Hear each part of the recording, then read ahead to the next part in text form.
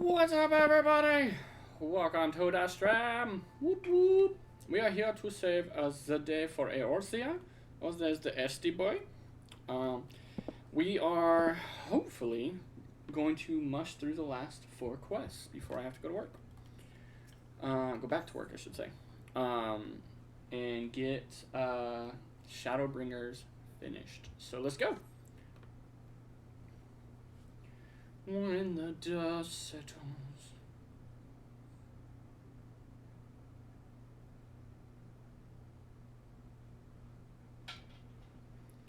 Sitting around here worrying is not going to help matters. Come, we must discuss the day's events with Pippin and her grace. Brave scions.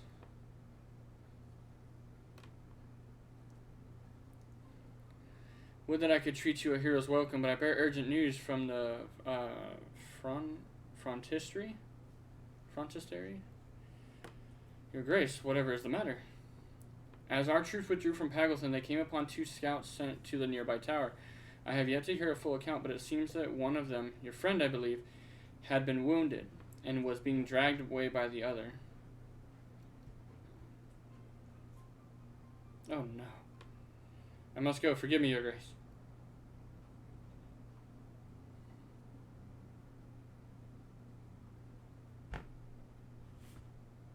Can you tell us aught of Ironvald's condition, your grace? The wounded scout. Not save that it is grave. The Chirurgians tend to him even as we speak. The infirmary must be inundated with the wounded. If all of us go, we'll only get underfoot. PK Thunder, Estinian, would you mind going after Alphinaud? He may need some support from someone other than me. Sure, I can go.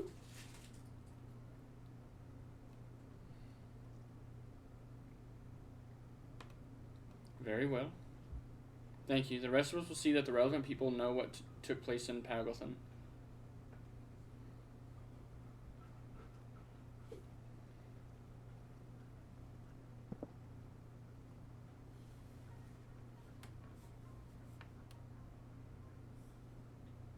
Come on, then.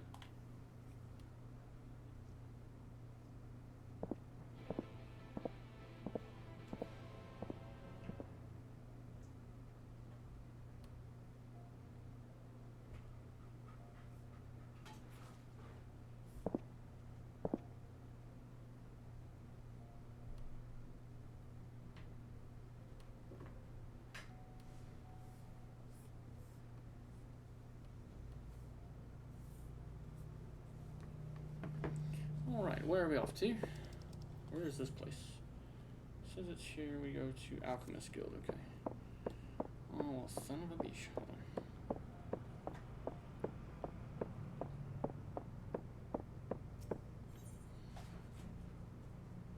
This one?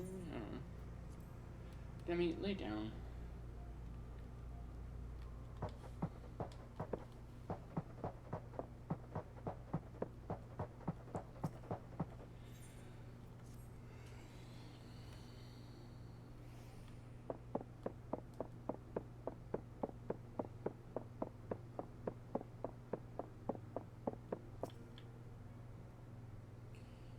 Another one come to see the lad in silver armor. Master Demiliot is attending to him as we speak. If you could be so kind as to wait. What did Master Demiliot say? Tell me his exact words. Enough, Alphinaud. This isn't helping. But, you're right. Forgive me. When we said our farewells to Erenvald, I was afraid that something like this might have happened, but now this has. All we can do is wait.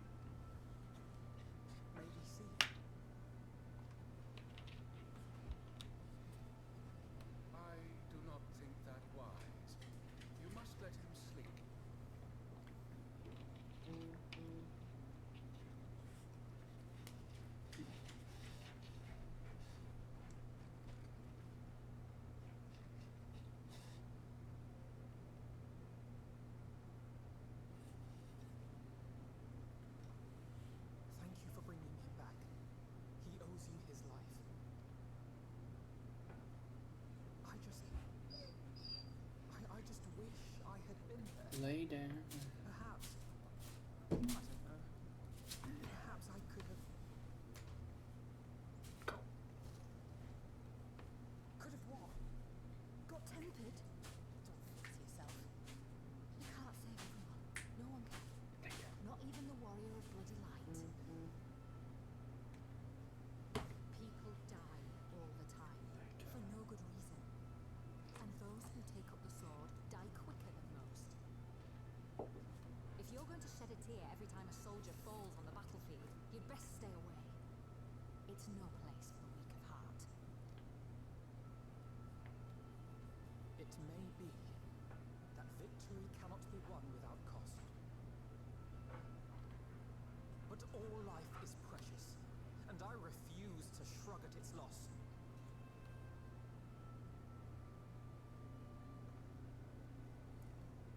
All life is precious!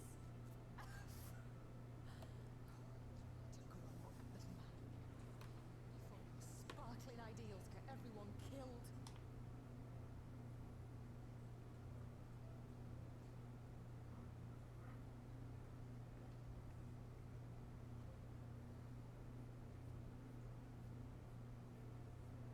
You're right.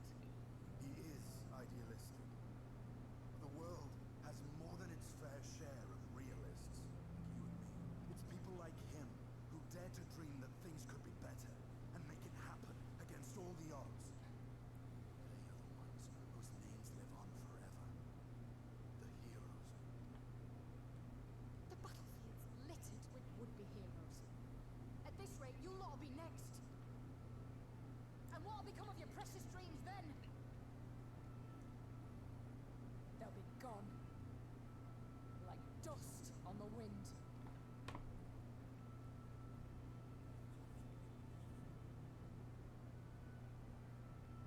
Dreams worth fighting for don't die so easily.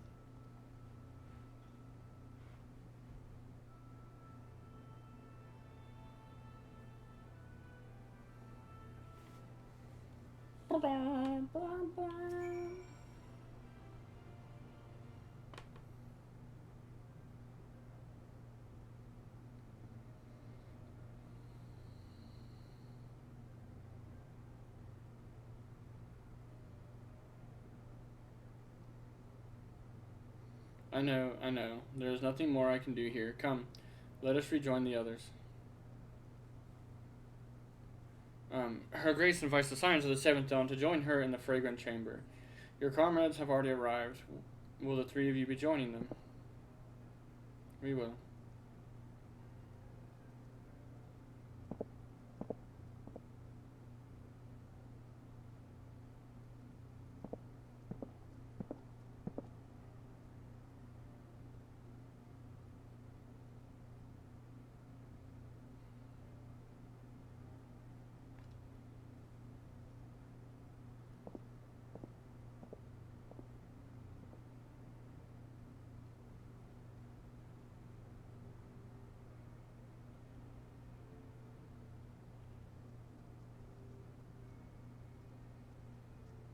Your Grace, pray forgive us our lateness.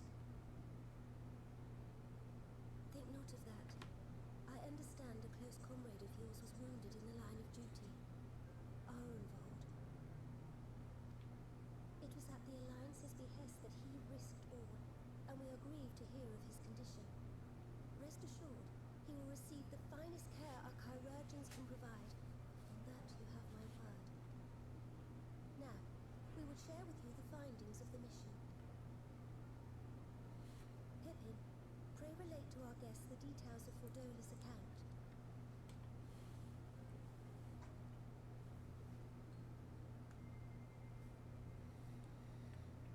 Explains what she saw.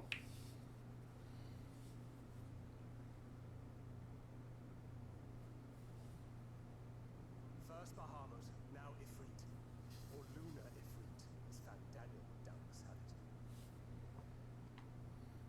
It is now all but certain that the towers were conceived to facilitate the summoning of primals by those imprisoned within. Less certain is the means by which the Telophoroi constrain the wills of said entities to enact their designs in defiance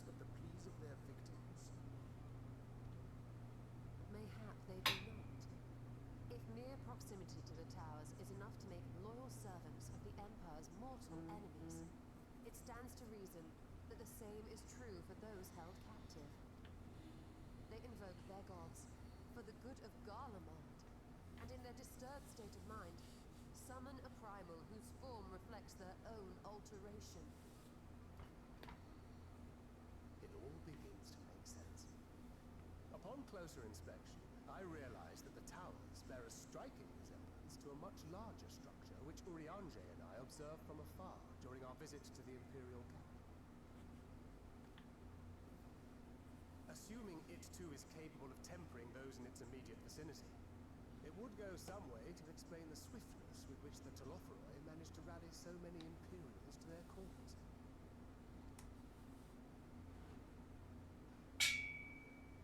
While the situation in Garlemald is indeed troubling, I fear we have more immediate concerns. Ifrit was not the only primal summoned. At approximately the same time, observers at several other towers bore witness to the emergence of further such entities.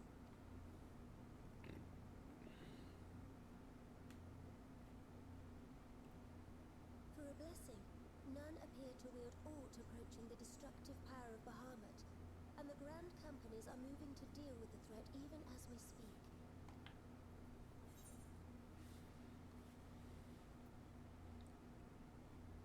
You need only tell me where they are, Your Grace.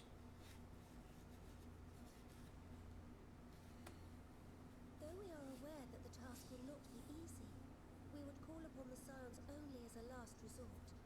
Pray, conserve your strength for now.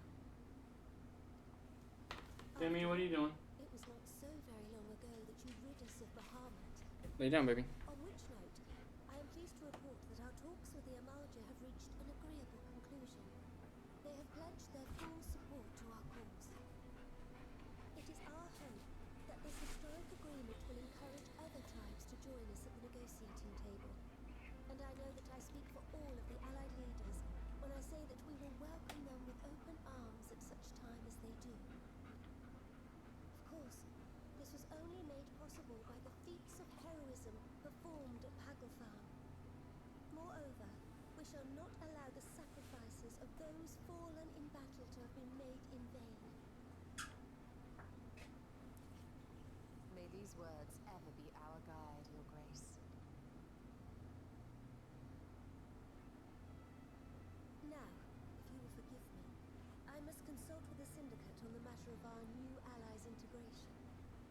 Till next we meet, my friends, I bid you safe travels and blessed respite.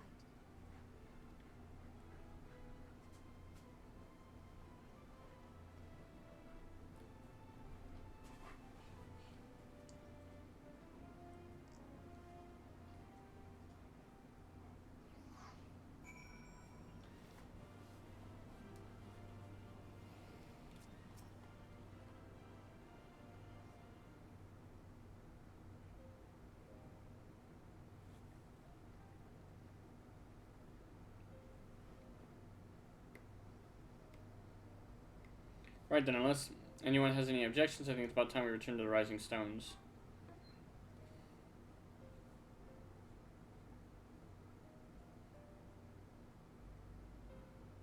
And that includes you, Alphinaud. Arnvald is in good hands here. Of course. He would doubtless mock me for pacing about the infirmary. Let us retire then, that we might regain our strength and readiness for the coming challenges. If all are in agreement, then I shall let Krile know to expect us. A hot bath and a hearty meal shouldn't be beyond arranging with the time available.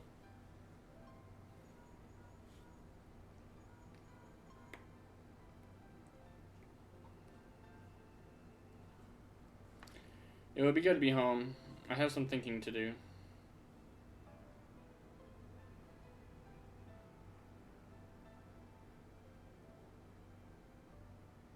Yes, I'll try asking him. And thank you. I shall look forward to it. Our Carman's eagerly await our return, and Krile in particular has a few matters she is keen to discuss. One of which concerns you, Estidian.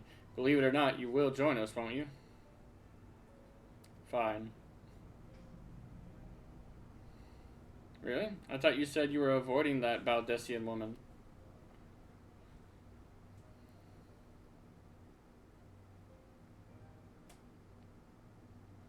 If I refused, she would only pursue me. Let's get this over with, shall we?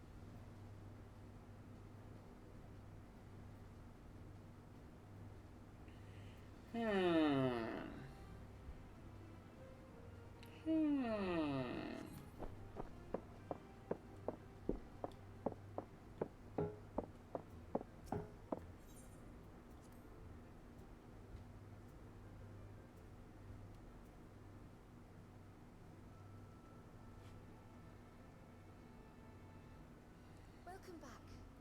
I expect you must all be exhausted. Ere you take your rest, however, I would beg a moment of your time. Thanks to Arenvold's selfless efforts, we may now be confident that we understand the function of the towers. But many questions remain regarding the reason for the summonings and what lurks behind the looming edifice in Garlemald. Until such questions are answered, we will struggle to devise an effective strategy for thwarting the Telophoro's stated aim. Nothing less than the destruction of this star. And so, given the gravity of the situation, I move that we petition the aid of Charlian.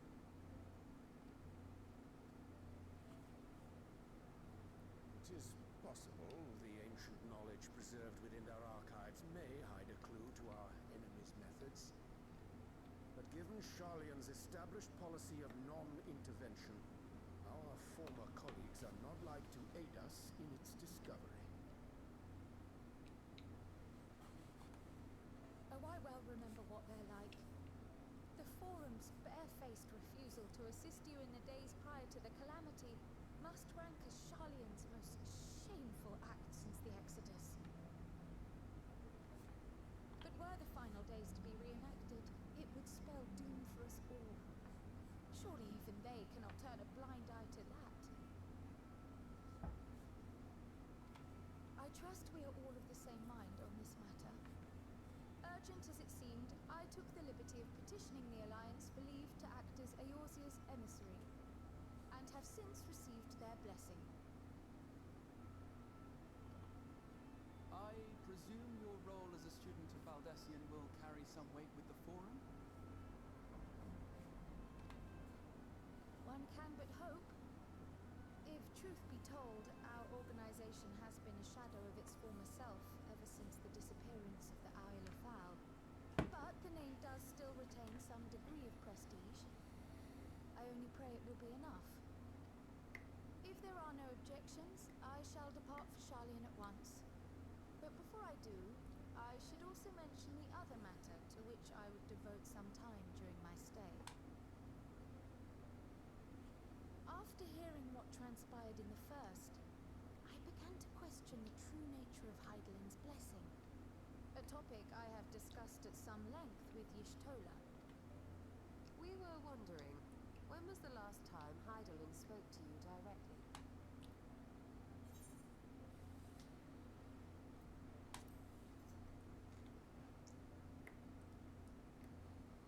When Elidibus sought to make warriors of light. That was the voice which calls constantly to all who might hear it. I spoke of direct communication, when Hydaelyn communed solely with you. A far rarer occurrence.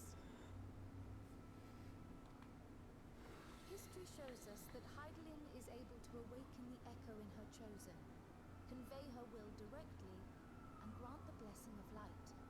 To our knowledge, however, she has not sought to intervene in man's affairs for some considerable time. Might not the explanation for that lie with her choice of champion? Mayhap she is content to trust in his judgment. Mayhap she is. But following my initial discussion with Prior, I made inquiries of my own. And as far as I'm able to tell, Hydaelyn has not made her will known to anyone. During my time in the First, the Oracle of Light spoke to me through me. But that was not the will of Hydaelyn. It was Minfilia herself. Indeed. And while she and Hydaelyn were inextricably linked, Minfilia yet acted of her own volition. A messenger, yes, but one who spoke with her own voice. I wonder, could Hydaelyn's silence suggest the presence of some disruptive force, perhaps? Some obstacle to communication? While I share Urianger's high opinion of your conduct, I see no reason why she would deny you her guidance altogether. Then again, who am I to say? The fact is, we simply don't know. But if the explanation is to be found anywhere, I can think of worse places to look than the archives of Charlian, and their research on the ethereal sea in particular.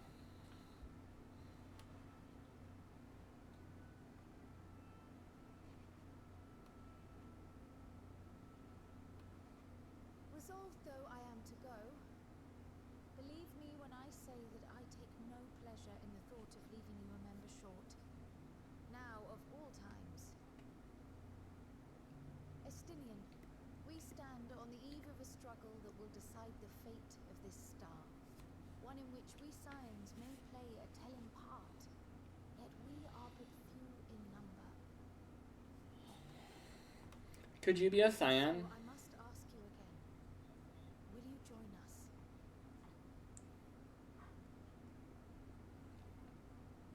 Oh, them baby eyes. You see the world the way you want it to be. I see the world the way it is. You're idealistic to a fault. But I know you'll never turn your back on those in need. Never close your eyes to their suffering. And somehow, your deeds lend truth to your words, giving the lie to my doubts in so doing. I have seen others draw strength from your belief. In Ishgard, in Alamigo, you inspired them to stand up and fight. To win, no less. And even when you lost those you held dear, you carried their spirit with you and made their memory your guiding light. The burden of so many hopes and dreams would be too heavy for most to bear. But you bear it willingly, as you have shown me. Some dreams are too important to let go. If you have need of my strength, it's yours. After all you've done, how could I refuse?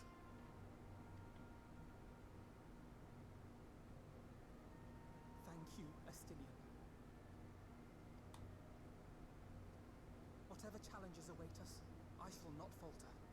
You have my word.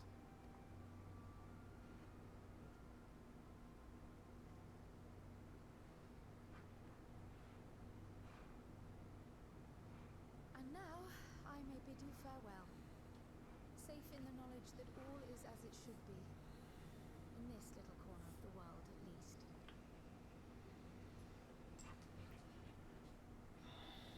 You will be sorely missed.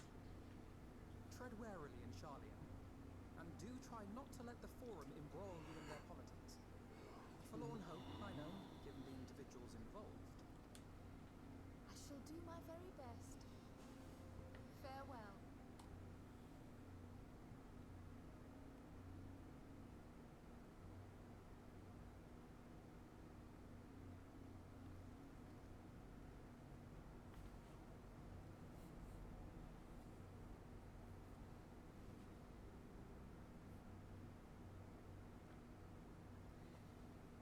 Meanwhile, in the Imperial Palace.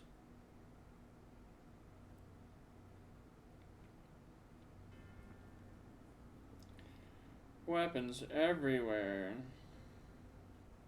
He's trying to pick one.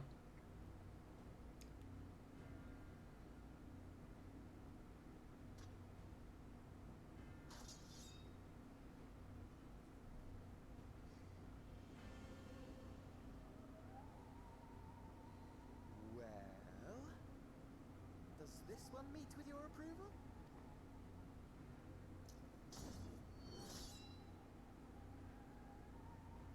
Apparently not.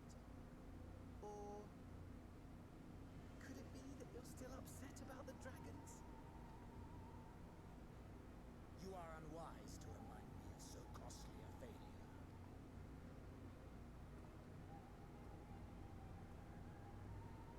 It will not affect our plans, I trust. Oh, hardly at all. Though, admittedly, the chances of us being able to procure any more Mericidian dragons are rather slimmer following Tiamat's Europeans. Oh, but seeds have been sown, my lord. We have only to wait for them to quicken. Speaking of preparations, is it safe to assume that you will be ready to control you-know-what? The hour draws nigh. This nation, forged for Ascian ends, will finally prove its worth. A mighty empire, now no more than an instrument of this star's destruction. What a pleasure it will be to put it to use. Which brings me back to our earlier topic. My lord, while I appreciate that it is not an easy decision, it really is past time you chose your weapon. There is one that I have been meaning to test.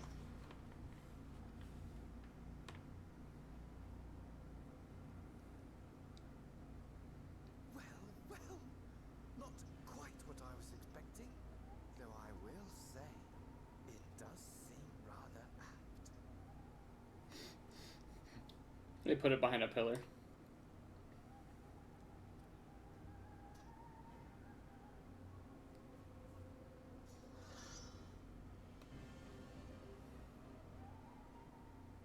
But what is it?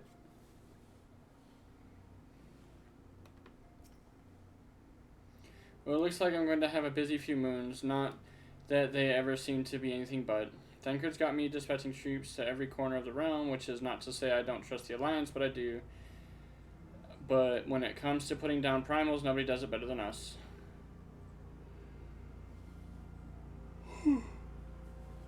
Well, then you lot, more accurately, you won't catch me trading blows with a primal in the near future, but for every fell fiend you vanquish, there's countless meals to arrange, baths to fill, sheets to wash, stores to replenish, and the list goes on. Which is where I come in. And gladly, mind you, it's the least I can do to support the Scions who risk life and limb, like poor Ironvald.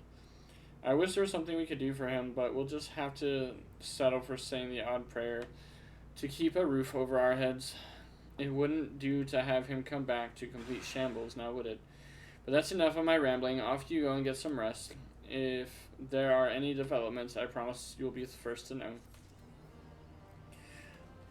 Not for naught.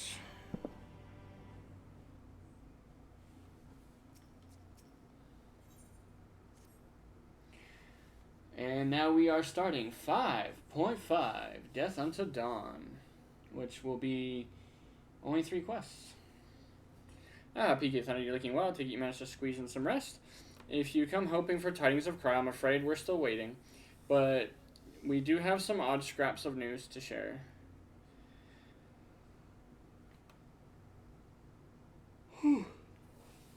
Scraps, she says, lunar primals have been popping up all over the place, but the Alliance has this situation well in hand, thanks to no small part to Hooray Boulder and the others. Meanwhile, talks with the Beast Tribes are going even better than expected, encouraged by Ulda's progress to the Amalja. With the Amalja, Gridania has opened negotiations with the Ixal, believe it or not. All of which is obviously very encouraging, but with the Telophoroi still out there, it's not as if we can afford to lower our guard.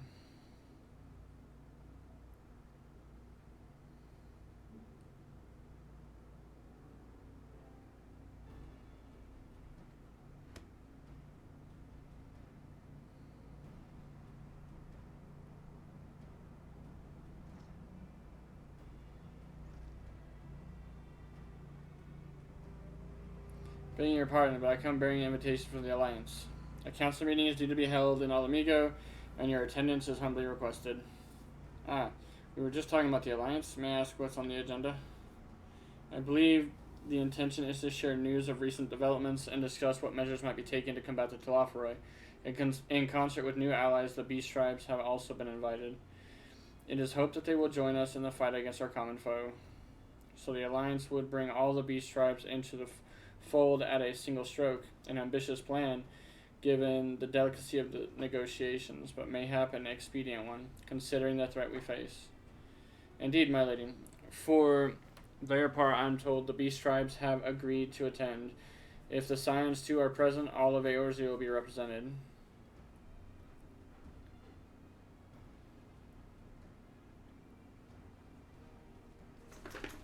To arrange such a meeting must have been quite the undertaking, not only diplomatically, but practically. Praying from the Alliance, we would be honored to participate. We shall make for Alamigo without delay. And I will bear your answer with a haste. We look forward to receiving you at the Royal Palace.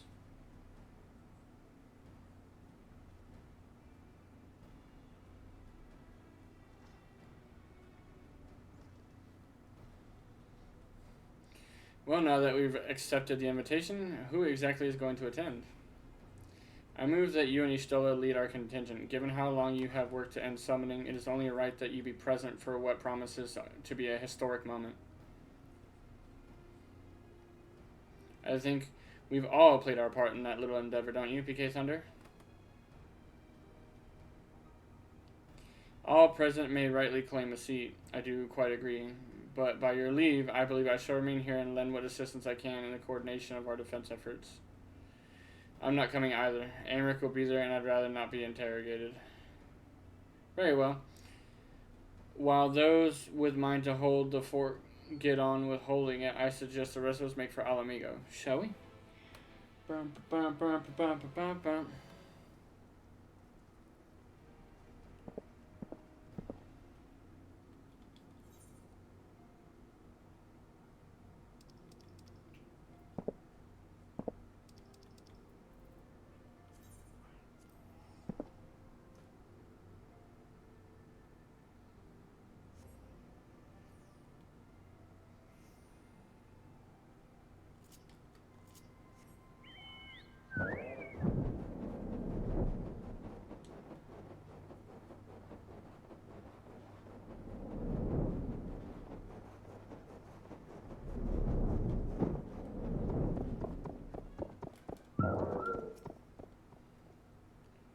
We have been expecting you. While some of you guys to arrive, the Alliance leader all present shall show you in.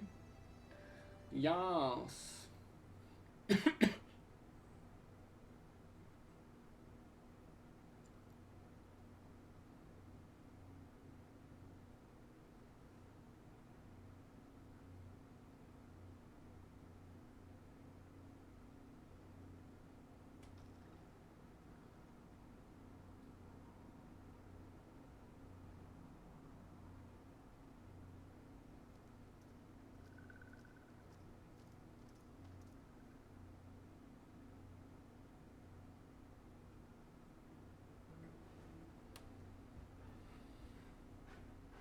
Esteemed guests, you honor us with your presence.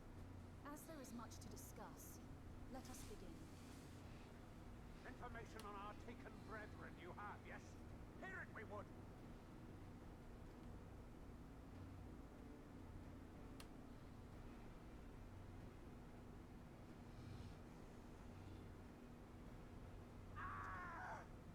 Beyond forgiveness these featherless ones are! With rivers of blood shall they pay. Freed our people must be!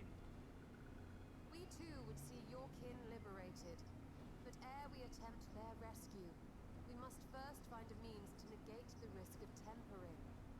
Without that, we will be unable even to approach the towers, let alone contend with their defenders.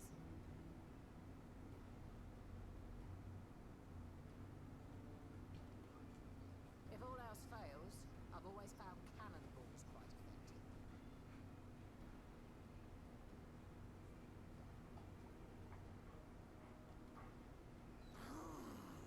And what of the prisoners? Would you see them slaughtered? Think for a moment. Ponder, consider, think. If Merlwyb truly intended to bombard the towers, she would have done so by now. Remember, we came here to find a solution together, did we not?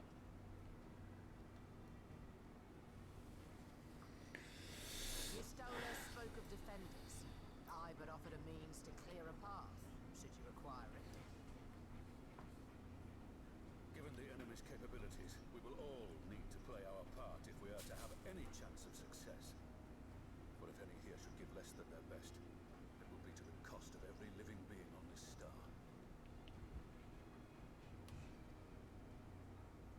The Paragon, the Empire, our very gods. How can we hope to prevail against such odds? That our foe is formidable, none would deny. But our strengths are many and varied. In this chamber, I see masters of strategy, masters of magic, masters of the land, the air, and the sea. And together, there is nothing in creation we cannot overcome.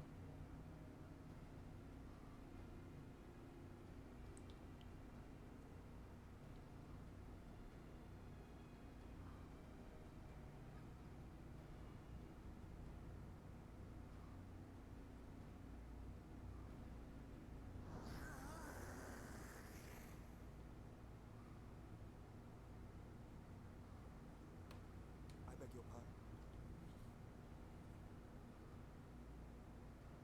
What is it, Soulwalker? Do not express your passion thus. Pretty will I deal with, perhaps. Suffice it to say, I am proud to be counted amongst the Eorzea's finest. We shall harden or play our part. We kobolds have not forgotten the crimes the Overdwellers committed against us in the past. But today we look to the future as allies united in purpose.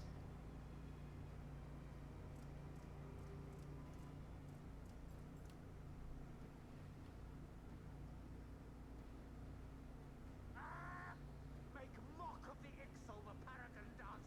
Turns kin into puppets. Pits brother against brother. Free them from his grasp, we shall.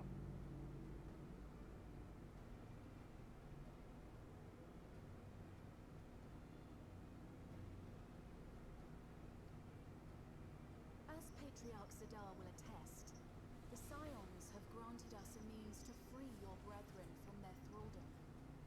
This boon we will gladly share, that your people might never be enslaved again. We accept, we accept.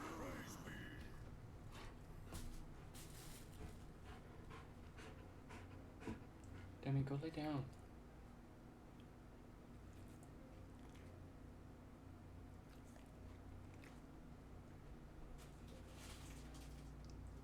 It's taken a while, but I do believe we might be one step closer to a world without primates.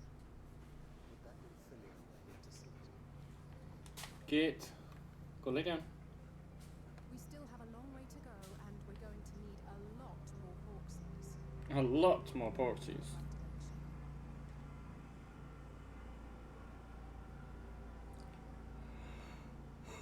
If I may have your attention, there is one other point I would like to raise.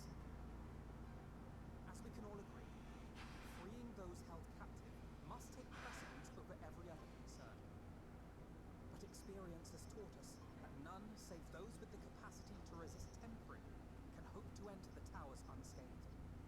And even once inside, a still greater threat may yet await them, that which we call a primal. Needless to say, if we are to succeed, engaging with such foes can only ever be considered considered a last resort. And so I move that we seek to prevent them from being summoned in the first place. Yes! Both prayer and ether are needed for the ritual. Should either one be denied, the summoning would fail. Indeed. And so we must endeavor to discover the source of the ether on which the process depends.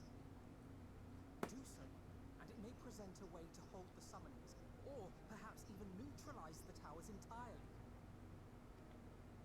A promising proposal. While you are conducting your investigations, however, we will need to remain vigilant, lest the Telophoroi commit further abductions and summon primals ere we have the means to prevent them. To stand a better chance of keeping our enemy at bay, we would do well to coordinate our defensive efforts, sending reinforcements to assist our neighbors when needed. We, Amalja, would have been overwhelmed were it not for our newfound allies. But say the word, and we shall come.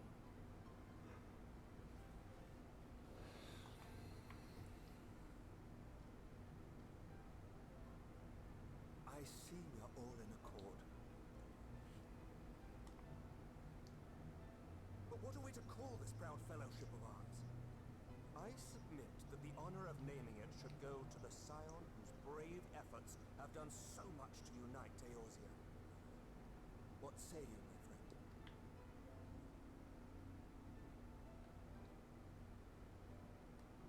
friend?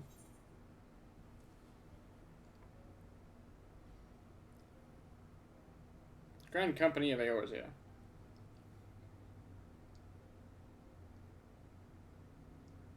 But that's the name I give. A fine choice, for there is none here who does not love Eorzea. Aye, in that we shall ever be united. United in our gratitude for the realm that gave us life. Then let it be recorded that on this day, the Grand Company of Eorzea was born.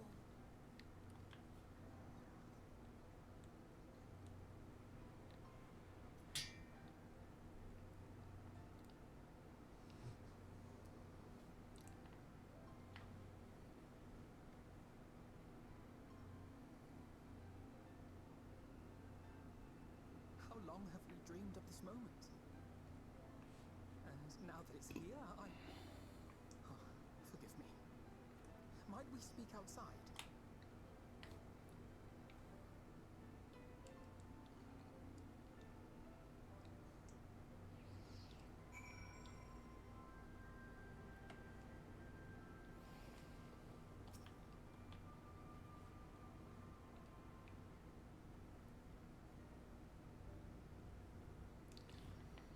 Well, now that we are out of earshot of the delegates, I hope you will forgive me when I speak my mind.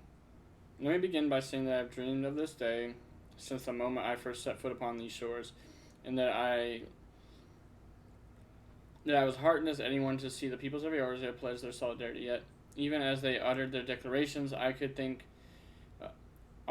about was the conflict to come, of the sacrifices that would be made, lives lost, inevitabilities that still struggle to accept. But at least now there is hope. The formation of the Grand Company of Eorzea is the first step, the first of many. Many and more.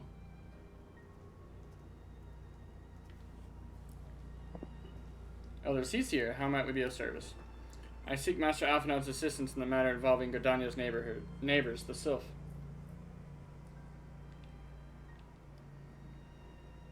I know that you and yours have long kept a weather eye on crystal trade, the better to predict the coming of primals, and so you will be familiar with the Sylphs of the Ash Crown Consortium.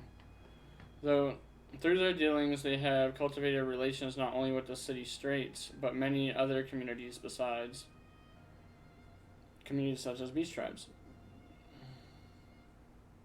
Just so it is our hope that we may make use of the Sylphs' established lines of communication to coordinate the efforts of our new fellowship.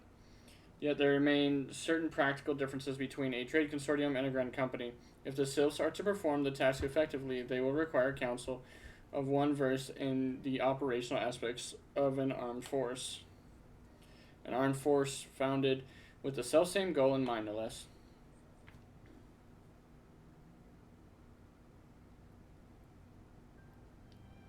The Crystal Braves, yes. Forgive me, Master Alphinaud. I know that it was a painful chapter in your life, but the experience may yet prove to serve the return.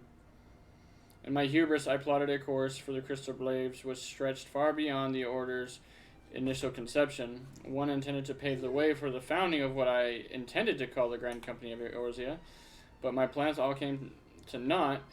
Built upon a frail foundation of lofty ideals, the Order was doomed from the first to collapse under the weight of more worldly interests, and I have no wish to see this new endeavor suffer the same fate.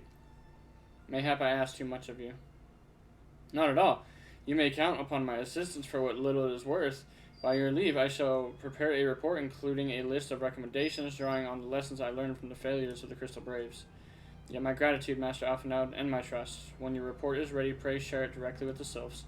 With your guidance and the earnest efforts of every goodly soul gathered here this day, I have no doubt but that our fellowship shall emerge from the shadow of the Telophoroi and flourish. Until next we meet, my friends. Demi. Chill out. People are allowed to walk by with other puppies. Yes, with other puppies. Before committing anything in writing, there are a number of people whose thoughts I would like to hear. Former Braves, you understand. Might you join me in seeking them out? As if you have to ask.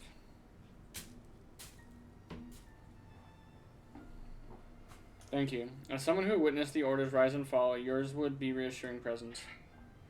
I'll join you if you are planning to canvass the opinions of your former comrades. It would be a lot quicker if we share the task of questioning them. And mayhap Graha can lend a hand as well. I shall accompany Thancred back to the Rising Stones. Between us, I dare say we should be able to provide an accurate account of everything of the day's events. We should be glad of your company, Graha. I shall explain the details on the way.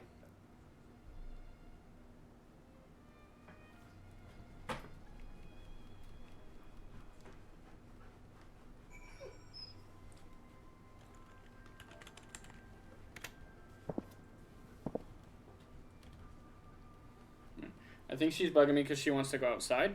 So we're going to take a quick break so I can let that... And we're back! Alright. Alize, we're continuing on. So, what's the plan, brother mine? Before discussing the task at hand, I should probably admit that the report I propose is largely written. Not long after the fateful day in Ul'dah, I penned a detailed account of the organization's history, from the events that led to its inception to the failings that brought about its demise. This I did primarily as a means of taking some semblance of responsibility. Never did I imagine it might later be referred to by those seeking to form a similar organization. And while I made every attempt to be objective, the account was mine alone.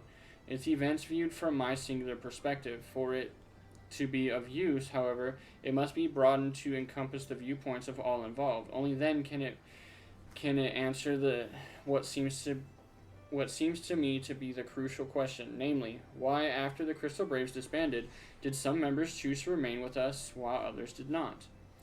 I see.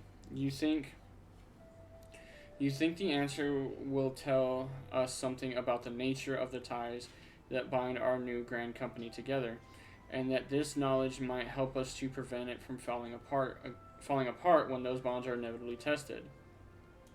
Precisely. That is my hope, yes. But the questions I would ask are uncomfortable to some.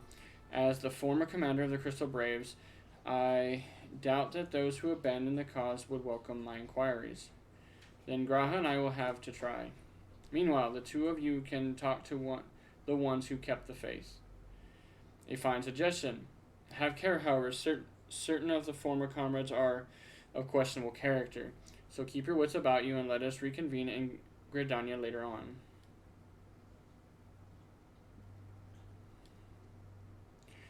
If you have no objections, I have a mind to begin by speaking with Riol and Eliane. If memory serves, the two of them will be attending an intelligence briefing at Castrum Oriens. Let us seek them out there. I just realized I'm almost level 86.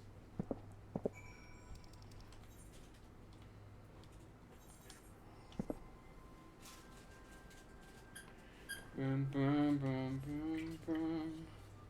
Bum, bum, bum, bum, bum.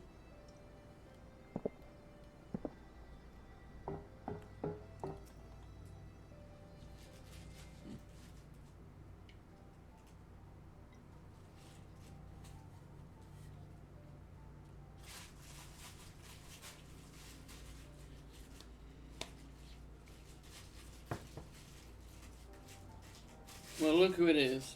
And what brings you two here? Wouldn't have anything to do with the big meeting, would it? And he... Why you always gotta play with the noisy toys? In a matter of speaking, I have been assigned a task, you see, for which I require the assistance of former members of the Crystal Braves. Explains the situation.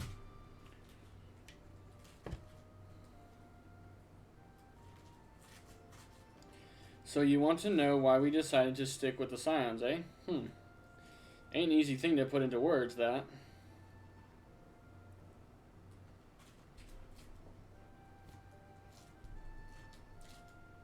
As Rael will attest, I spent a long time agonizing over my failure to alert you to the traitors in our midst. For my negligence, I was captured along with many others, and we were powerless to prevent the tragedies that ensued. Not a day goes by that I do not think back to those fateful events. By joining the Scions, I hope to redeem myself, and I will continue to serve the cause for as long as I am able. But that wasn't my only reason. When we were finally reunited at the Rising Stones, you refused to blame anyone but yourself for the fall of the Crystal Braves. And in spite of everything that happened, everything you had suffered, you took us back without a moment's hesitation. We would not have blamed you had you turned us away, but when you gave us your trust instead, what else could we do but try to repay it? Nothing, that's what. As for my own tale, well, I've always felt the Scions have something in common with me old crew. The duty of the strong is to protect the weak. That was our creed. I still strive to live by it to this day.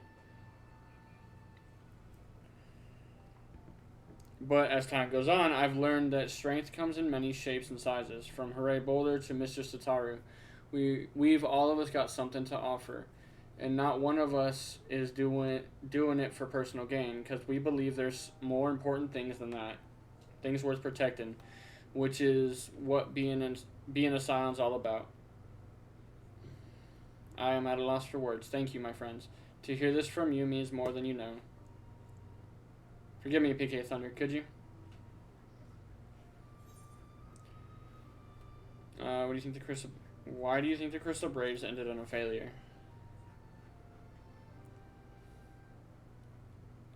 Well,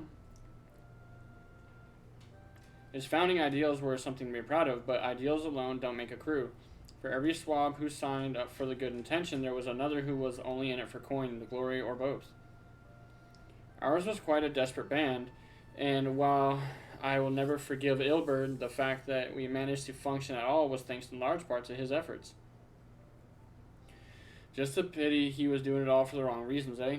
Only takes one bad apple, they say, and the Braves had a barrel full of them. Not like the Scions. We might look like a ragtag band of misfits, but deep down, we've all got that shared sense of purpose. Anyway, because Sataru shifted out all the glory hunters before they made it through the door. I see. So while our ranks comprise a diverse range of people, each with their own individual strengths, we are united in purpose. Thank you, my friends. With your permission, I shall make record of our discussion and refer to it when drafting my recommendations. Until we meet again. 2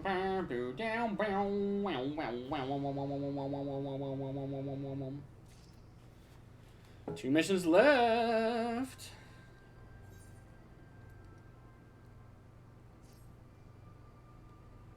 Well, I think we have taken up enough of our colleagues' time, and I am conscious that less life-affirming testimonies await. Let us make our way to Gerdania and hear what the others have learned.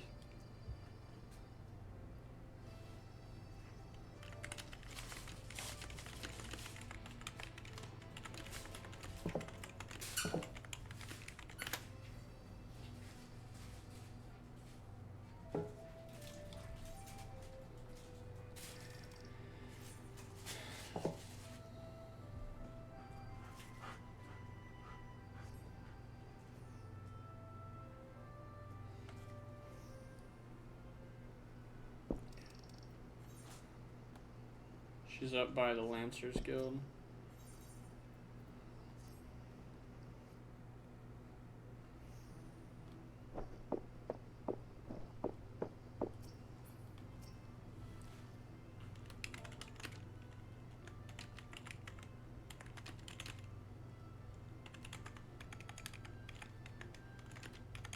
Hang on 1 second.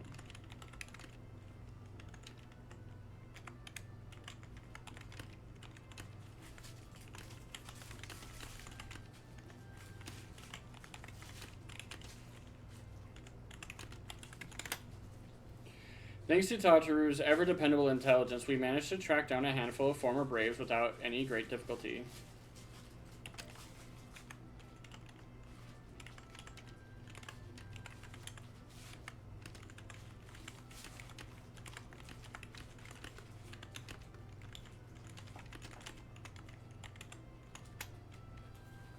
Some were forthright, others less so, but we heard enough from a picture to form a picture. I must warn you, Alpha, some of their comments were harsh.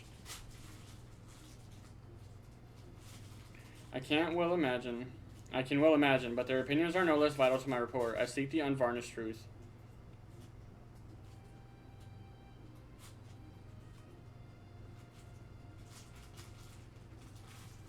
Thank you. I will set about adding your findings to my own at once. In the meantime, I pray go ahead to Little Solace and seek out Elder Frixio. I will join you anon.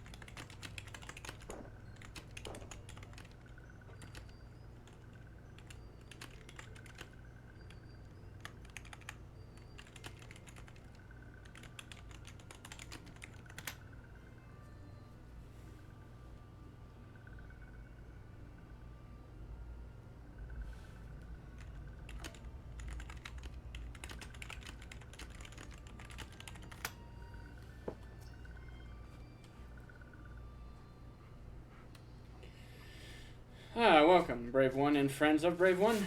How good it is to see Walking Ones again so soon after the meeting. Should this one perform the customary dance of greeting? No, be at ease. It is true that these ones delighted in making Walking Ones dance, but no more. Horned One Kanisena said that Walking Ones would be coming to Little Solace. Imperial Ones also invaded Sylph lands and abducted many of these ones, so these ones will be glad to hear messages between fighting friendly ones. That is heartening to hear, Elder. It will require all ones to work in unison to stop the Talofaroi. These ones will try very hard, of course, but in matters of war, these ones have very little experience. Any advice Walking Ones can provide would be most welcome. Oh, another pretty silver-haired one, and in quite a hurry, it seems. Alize, you must come quickly. Whatever's the matter, Alphino, don't tell me. You couldn't read my handwriting. But no, a twin adder officer accosted me as I was about to set out. Charlian has sent an envoy who is due to arrive in Gridania at any moment. Oh, yes, I forgot about this. An envoy. Could it be that Krau has managed to sway the Forum? We shall know soon enough, but there is more. The envoy has requested that the two of us attend the audience with the Elder Seatsier. Really? I can see why they might want science to be present, but why us specifically? Wait, it isn't who I think it is. It is. I could scarce believe it myself, but when I inquired as to the envoy's identity, I was told that it was one Fortuno Leveilleur. Father.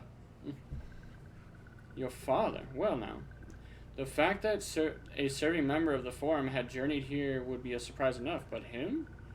Quite. I glean from this that they are taking the matter seriously. That may be, but why him and not one of the other 98 Forum members, unless he volunteered for it? It has been some time since you last saw your father, has it not? Could it be that he was concerned for your well-being? Perhaps, but he has always been reluctant to discuss his work with us. Indeed, and whenever we write to our parents, it is invariably our mother who replies. Nevertheless, I welcome the opportunity to meet with him after so long, even if it is secondary to his true purpose here. Elder Frixia, loath though I am to cut our visit short, we must return to Gridania. Pray accept my apologies along with my report.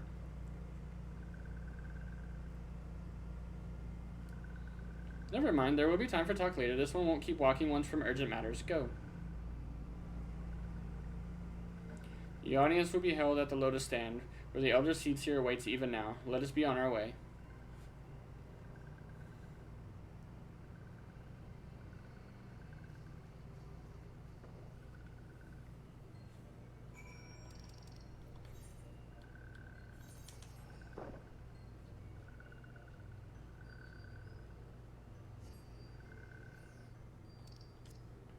What does it say?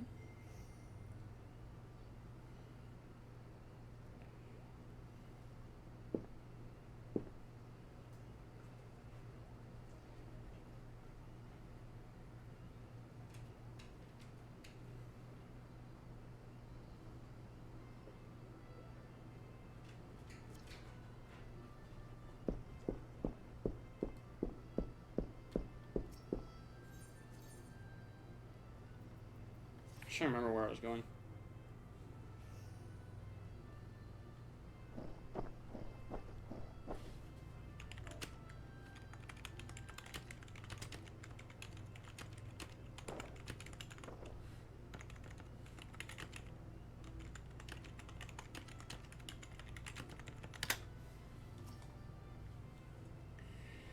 The elder Caesar is waiting for you.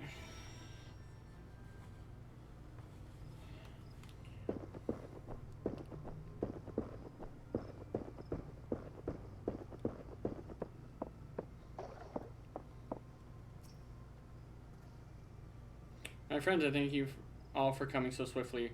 Word of Master Fortuno's visit took us quite by surprise. When the Alliance granted Mrs. Crowd permission to request Sarlane's aid, we did not anticipate so prompt a reply, much less that it would be delivered by a member of the Forum.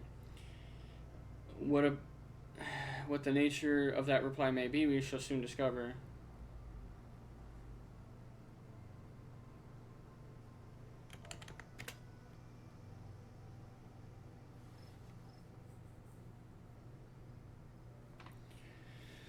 So many cutscenes. It's okay. Ah, yes.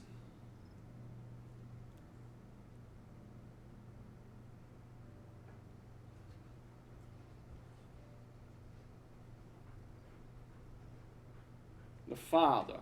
Elder Caesar, I thank you for granting me this audience. I am Fortuno Leveilleur, here in my capacity as representative of the Forum. It is I who should thank you, Master Fortuno, for journeying so far and so swiftly. Would that our first meeting could have been under happier circumstances.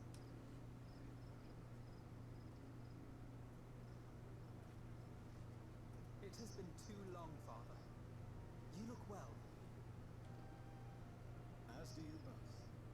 Amelians will be glad to hear that you are taking care of yourselves. How is Mother?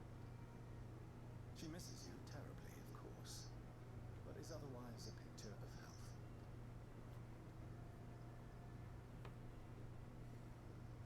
Circumstances apart, I'm grateful that our meeting has afforded me the chance to be reunited with my children at long last. And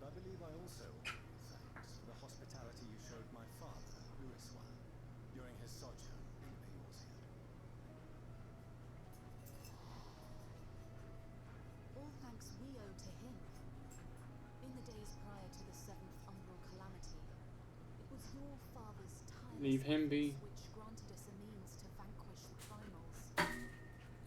Were it not for him, our strength would have been quite spent by the time the Empire arrived. That Gridania still stands is in large part his fault. He was a great man.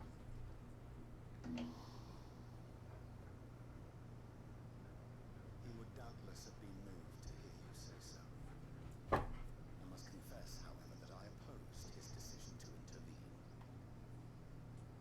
And my position remains unchanged.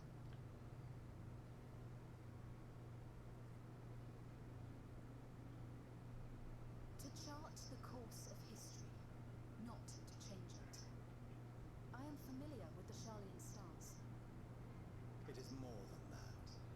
It is our way of life, who we are.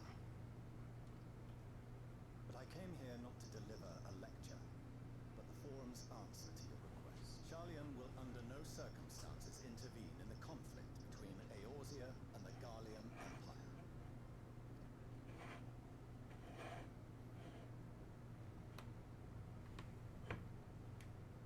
May I ask for what reason the Forum has come to this decision? The final days spell the end not only for Eorzea, but the entire world. The final days. Pray spare me your hyperbole. This conflict is no more than the latest in a series of petty squabbles between yourselves and Garlemald, one in which Sharlayan will take no part. If the final days were truly upon us, we would know. Father, you must ask the Forum to reconsider. You may feel safe on your little island across the waves, but if you imagine that Telophoroi will leave you be, you are mistaken. They mean to kill us all, themselves included. Alphino is right. We have seen what the enemy is capable of, the lengths to which they'll go. This is no time to turn a blind eye. If Eorzea falls, so too will Sharlayan. So if you truly love our homeland, you will join us. Now, before it's too late.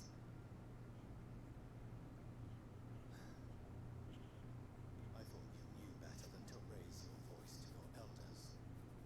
It seems I was wrong. Wrong to ever let you leave Sharlayan.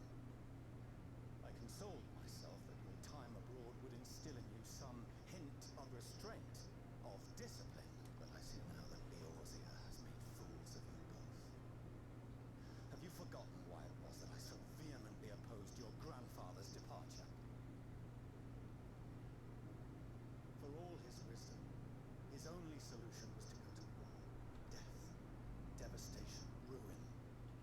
Even those who claim victory are scarred for life. What prize could ever justify such sacrifice?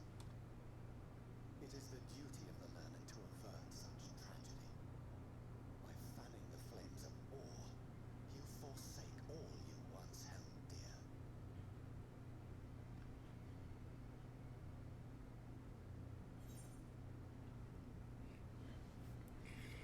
To ignore the plight of those who might conceivably save is one might conceivably save is not winsome, it is indolence. It is in your power to save us. Refuse, and you condemn us all. Better to fight and fail than wait for the axe to fall. Into the wisdom thing.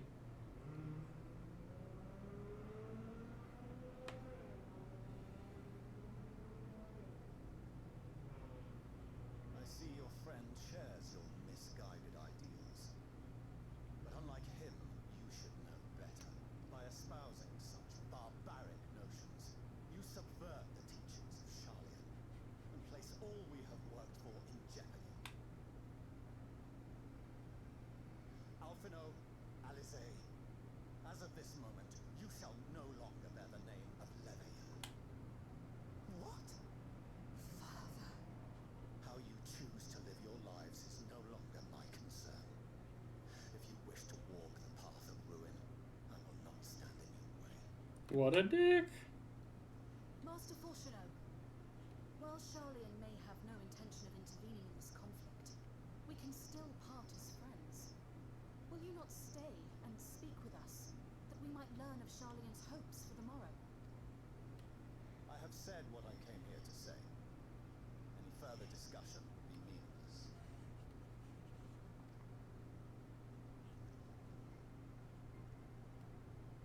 Father! Wait! Don't bother, Alize. How can you stand there and watch him walk away? How can you let this happen?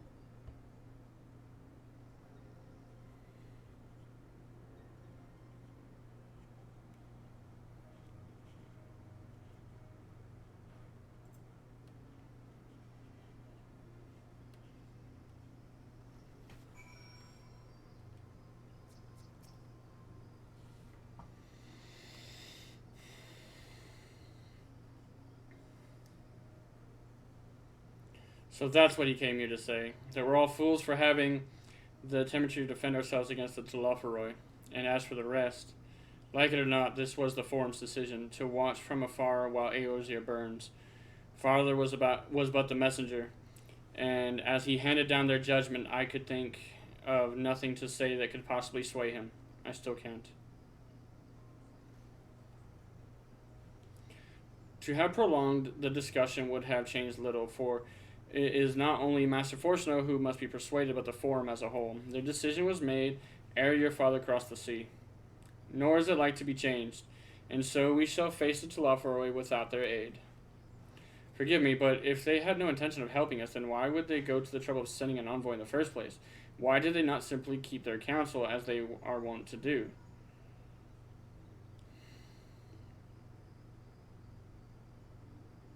Big Thunder, has Master Fortuno arrived yet? Explains the situation.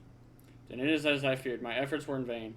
I pleaded our case to as many Forum members as I could, but they flatly refused to discuss the matter. No, that's not exactly true. I should rather say that they ignored every word I said on the subject, without exception. It was almost unnerving. Could it be that they are hiding something from us? That might go some way to explain Master Fortuno's performance. When he said that they would know if the final days were truly upon us, I dismissed it as pride. But what if they genuinely believe that they know how the world will end, and simply disagree with us about the circumstances? That I don't know, but something tells me they are not as unconcerned about the Telophoroi as they claim. If the threat weren't real, why else would they be so standoffish and secretive? I would very much like to delve deeper into this, but I'm afraid I've exhausted every avenue of inquiry. Nor have I fared any better with my other mission, researching Hydaelyn and the Ethereal Sea. I tried enlisting the help of experts in the field, but it appears the Forum has forbidden anyone from cooperating with us. Obstructed at every turn. So it would seem, but don't lose your heart yet. With all the knowledge and acquaintances we have between us, we can still find a way forward. To that end, I would like you all to join me here, when the time is right, of course. I'm aware that matters in Eorzea still stand on a knife's edge, but with your permission, I can at least start making the necessary arrangements. I've always wanted to visit Shadowbringers. Well, there are one or two things to take care of here first. Please do. Excellent. Obviously, keeping the Telophoroi at bay must take precedence, but with luck, you'll be able to make the journey to Shadowbringers ere long. It may take a while to secure entry for you all, but I'll let you know when everything is in order. Look after yourselves in the meantime, won't you? Your speculations give me cause for hope, yet if these seeds will bear fruit, I cannot say. While it is possible that the Sharlayans hide some secret truth from us, there can be no certainty that its exposure will prompt in them a change of heart. And so, for the present, we must needs confront the plight in which we find ourselves. The Forum has refused our request for aid, and it falls to us alone to contend with the Telophoroi. Even with all of Eorzea standing united, there is no guarantee we will prevail. What does Sharlayan intend to do if we fail? It really doesn't matter what I take, I guess.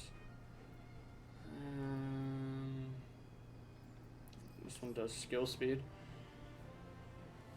And here we go, guys. On to the final mission of Shadowbringers. Death unto Dawn. While Sharlayan's stance is indeed disappointing, we cannot allow ourselves to be distracted from the challenges before us. There is much and more to be done. I shall begin by sharing the Forum's response with my counterparts in the Alliance. Meanwhile, I would ask at the scions. Grave tidings, walking ones. Grave tidings.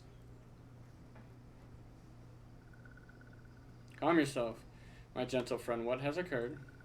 These ones went to see feathered ones send... These ones who went to see feathered ones send terrible news. Destroying ones have appeared in Zelphatul. Destroying ones and captured ones, and even frightful godly ones. Feathered ones didn't stand a chance and were sent flapping and squawking. When did this happen? Is it too late to help them? Too late, yes, much too late. But luckily, destroying ones were only passing through and continued on west. Feathered ones who did not fight were left unharmed. West? That would be Korthus.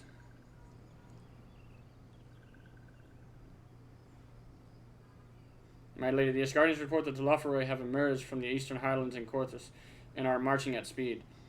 Though their purpose has yet to be determined, the Cardinal Flats would seem their most likely destination. Lord Aymeric has already dispatched his forces and requests our immediate support. Tell him he shall have it. The time has come for the Grand Company of Eorzea to prove its worth.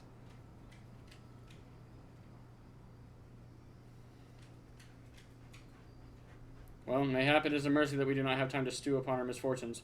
Come, my friend, let us make haste to Carteneau.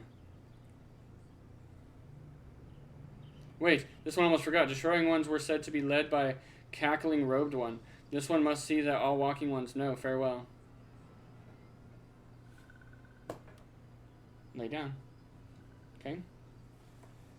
Found Daniel. Who else? It was only a matter of time before that grinning maniac showed himself again. I shall have an airship ready to bury to Carteneau. Pray see to your preparations and report to the landing with all haste. At once, my lady. Let us away.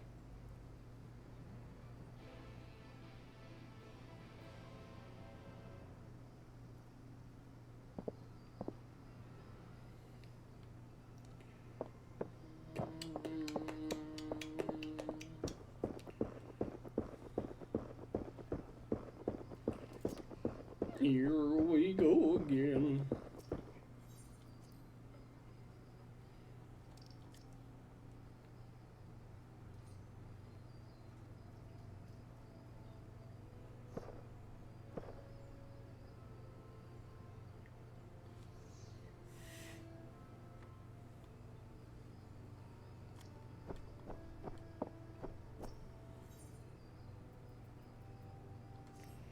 Whoop.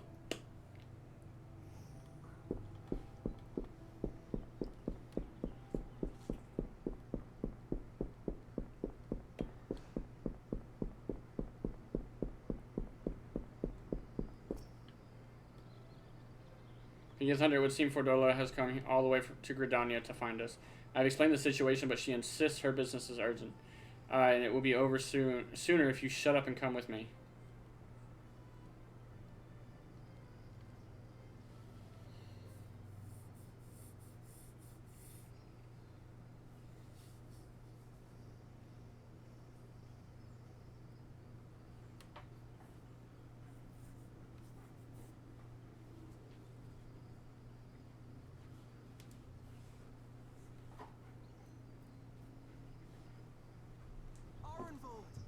I can't tell you how good it is to see you.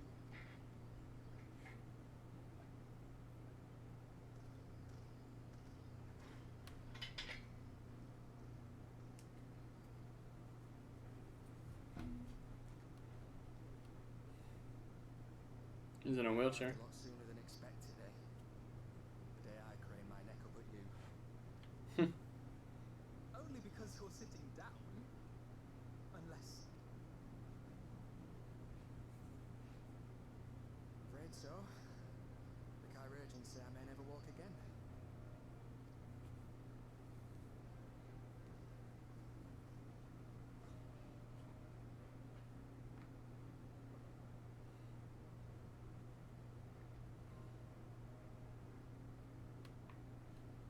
Come on, Alcino, it could be worse. Besides, I didn't come here to dampen the mood. Quite the opposite. All I've ever wanted was to fight for a cause I believe in.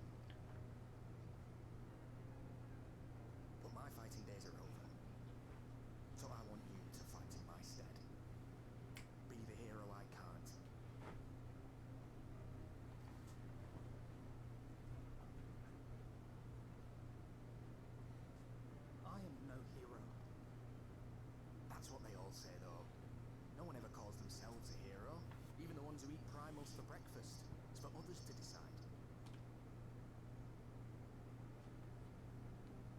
Look, Alphino, you already are a hero. To me and countless others. We see you doing your damnedest to protect us all. And you're not alone, are you?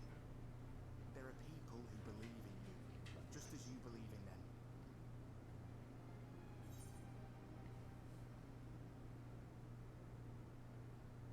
Carry the dreams of many will carry yours too.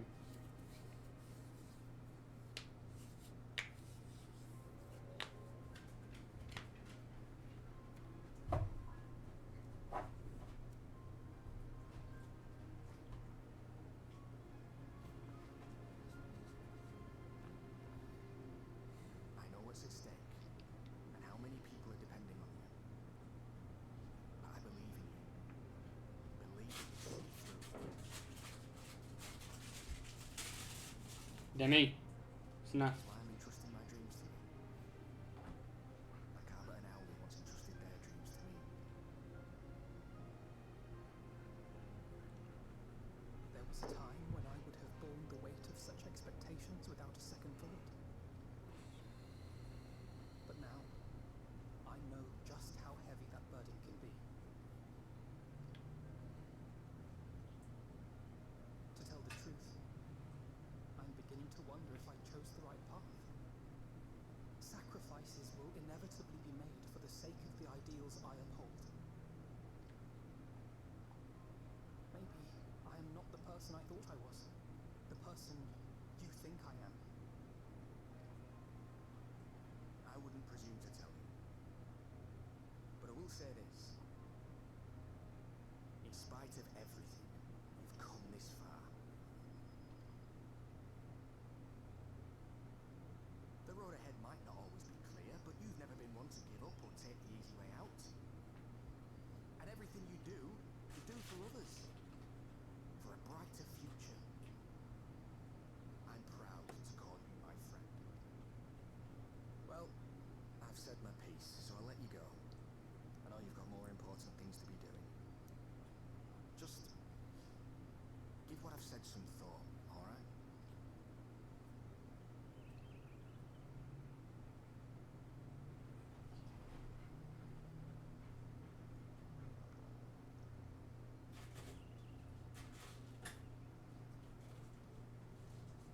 I shall, my friend. And we will meet again soon, I promise.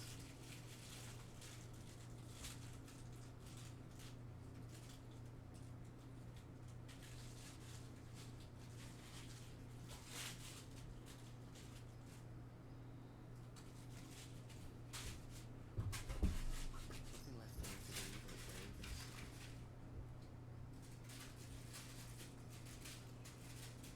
You've got a pretty narrow view of what it means to be a hero. Do you know that?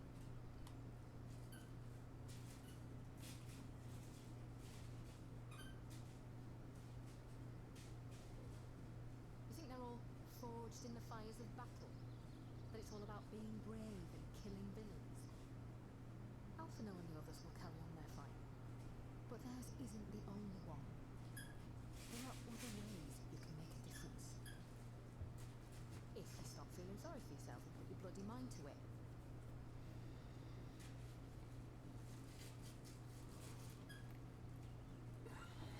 There's not much chance of me living the quiet life with you around, is there?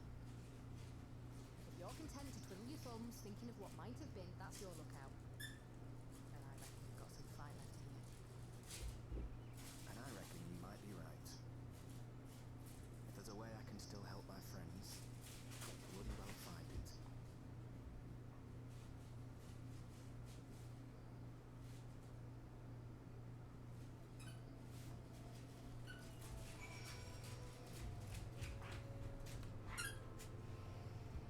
Nope, an instance. You can tell me later what that was all about, but judging by the set of Alphino's jot, it appears to have done him some good. Sancred and the others have already left the Rising Stones, and according to the communications officer, Amalja and Kobold forces are also bound for Cartano as we speak. They mean to keep the promise they made in Alamigo, and we must do the same, by saving as many of their tempered kin as possible. Anyway, the airship is ready to depart. We should get going. On joining the Battle of Cartano, several cutscenes will play in a sequence. It is recommended that you set aside sufficient time to participate in the battle and view these scenes in their entirety. Your progress through the battle will be saved at certain points. In the event that you are defeated, you will be able to try again from the most recent of these. Please note that if you enter battles associated with other quests or log out from the game, this progress will be lost.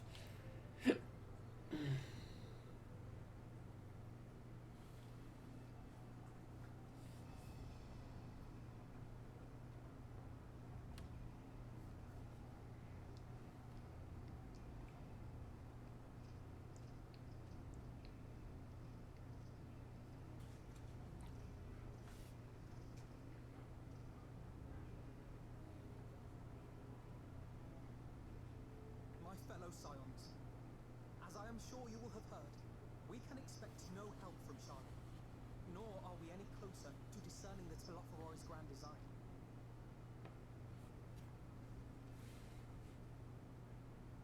And now, our adversary moves against us in unprecedented numbers, compelling us to answer in kind. The outlook, in short, is bleak. Yet though our foes are many, and we but few, we may still tip the balance in Eorzea's favor. Of course. We will do what we always do. Deal with the ones our allies can't. A less than daunting prospect, judging by your expression. Could it be that you've dispelled your lingering doubts, Alphinaud?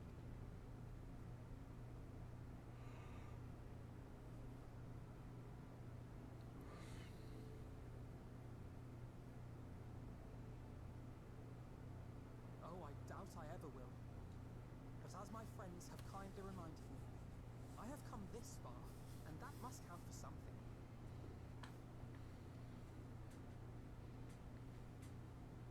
God be good, Alphinaud. That's what we've been trying to tell you all along.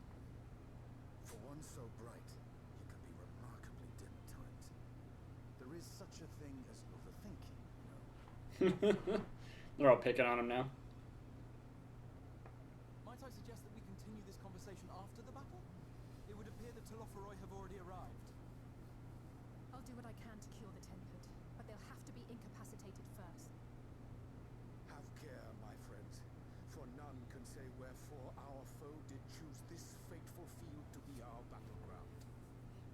Whatever may transpire, pray grant him not the pleasure of deterring you.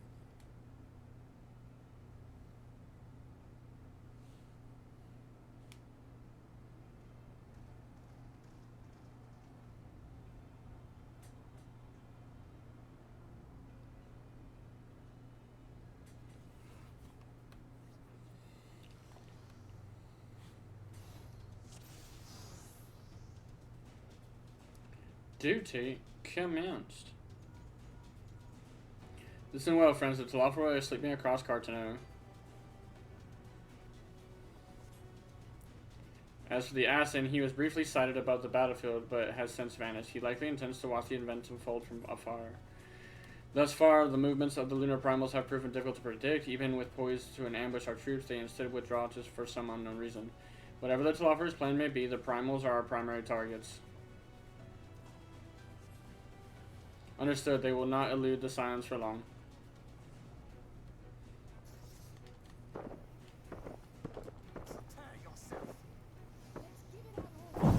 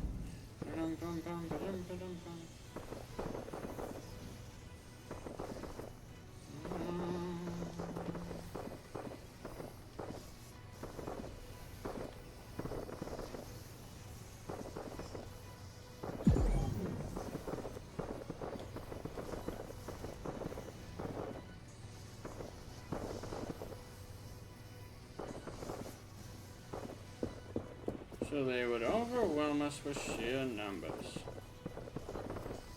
Oh, keep them occupied. The rest of you seek out the primals.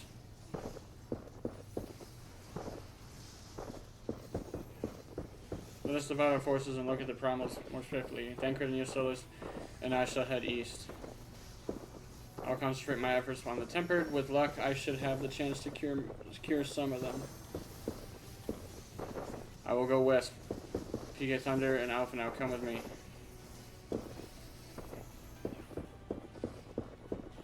To the west now, y'all.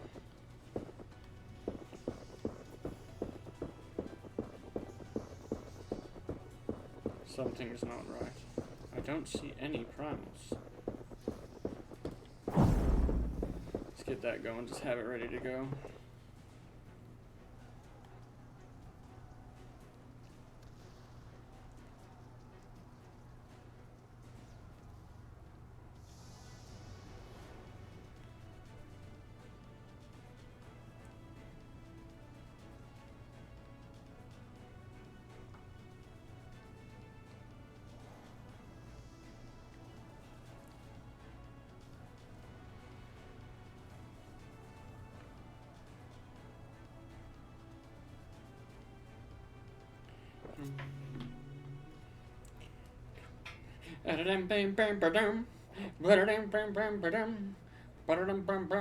There are so many of them. I won't be curing anyone at this rate. We'll have to incapacitate them first.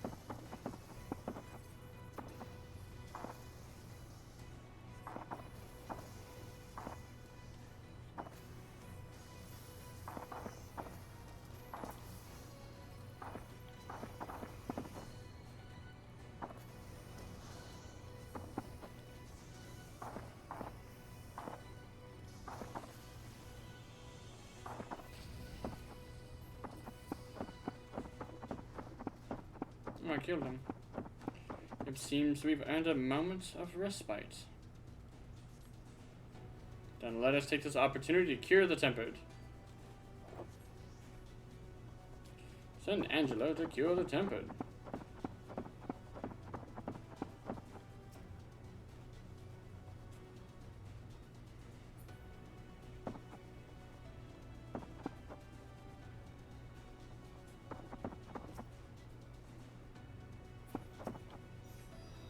I was like, how the fuck do I tell him to do it?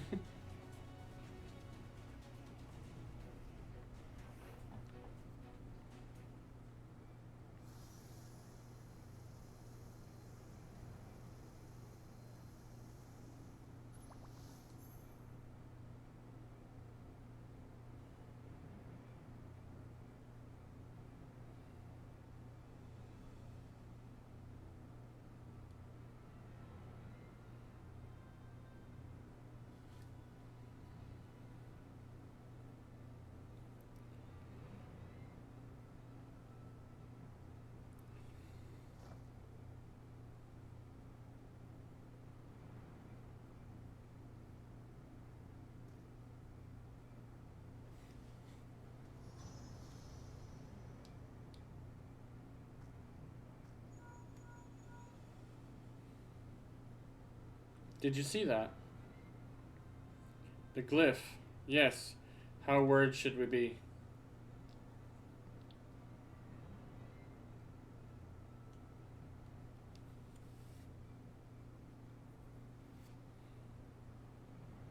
Listen well and judge for yourself.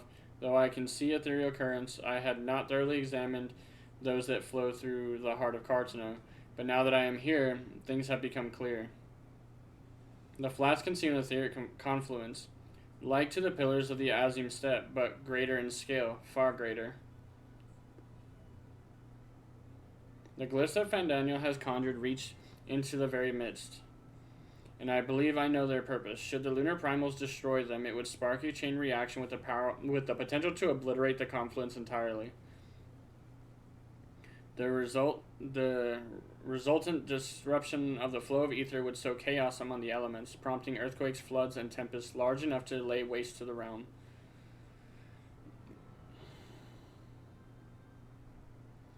Then he would go so far as that he would go so far cometh as little surprise. We must need protect the confluence at all cost.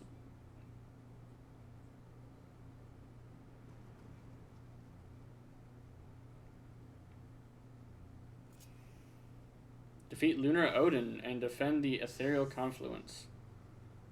Orion's, yeah? And it gives us that Odin music. Is that Odin? So the time has come to pit my blade against his. Follow my lead. I gotta remember how to be a healer, I guess.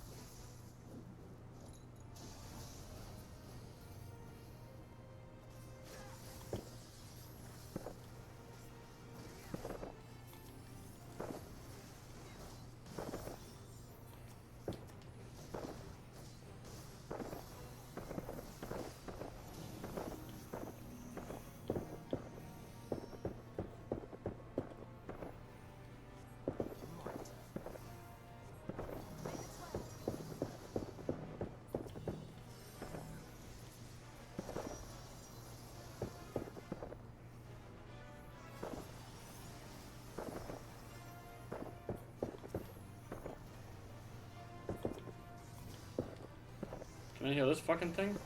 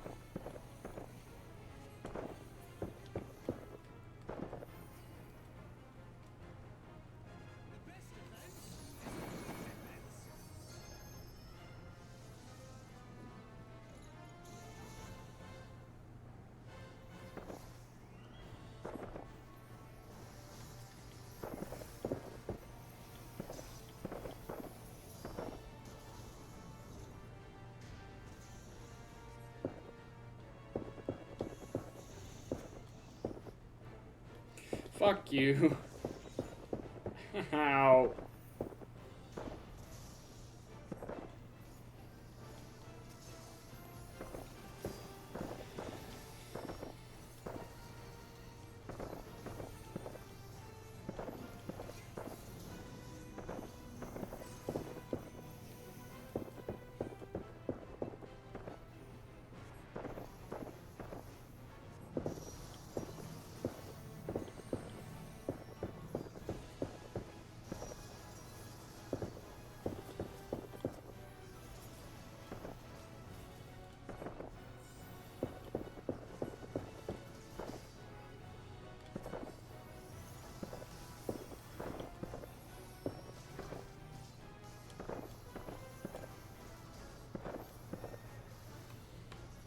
That wasn't too bad.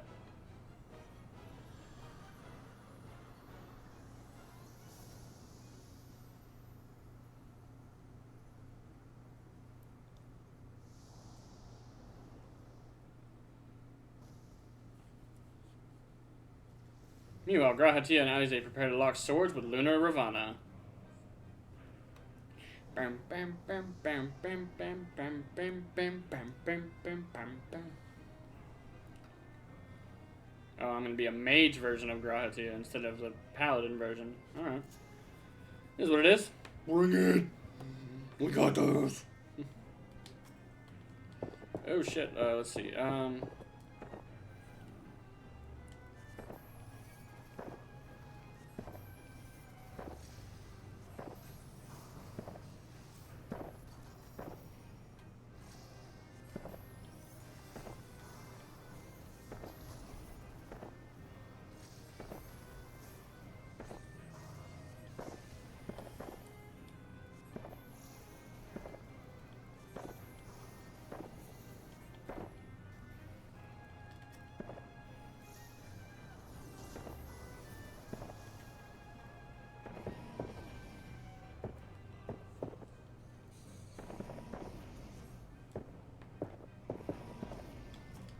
Oh, I see what that does.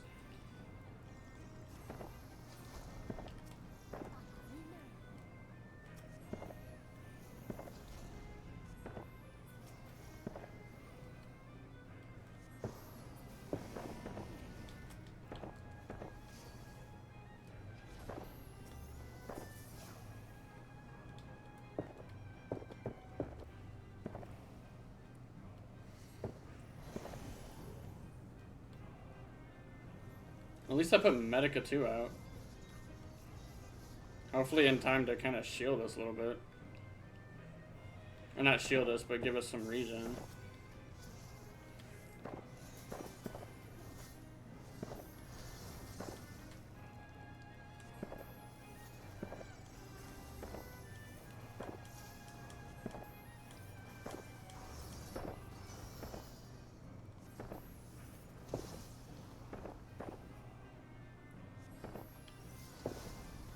Stop it.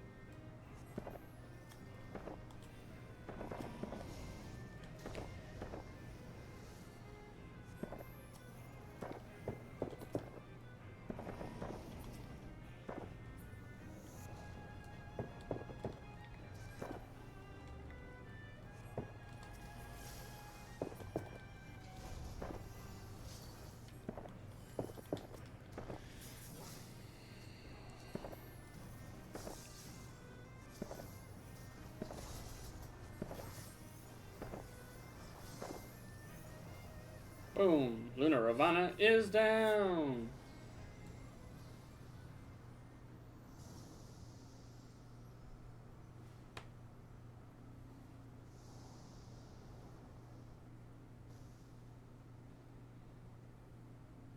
At the selfsame moment, you stand shoulder to shoulder with Alphinaud and Estinian, resolved to lay Luna Ifrit low. I'll just say, where's Ifrit at, bro? Well, we found him.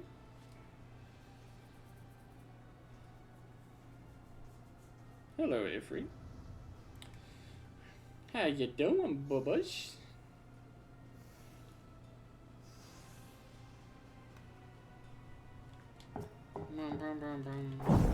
Prep. Dive.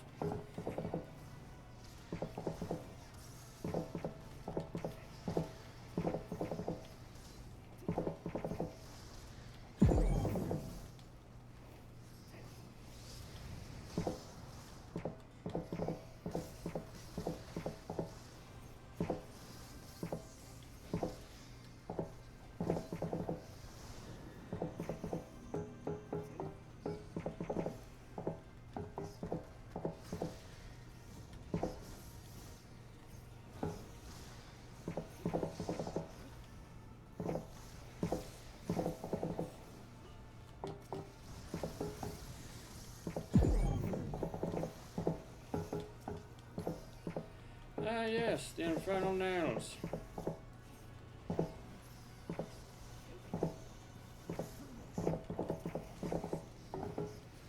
Bruh, these things don't go down.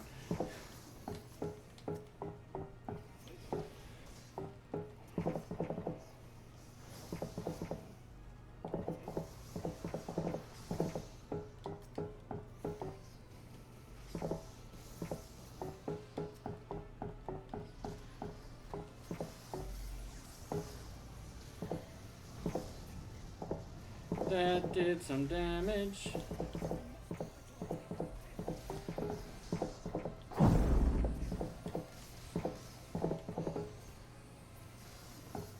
Quit jumping away.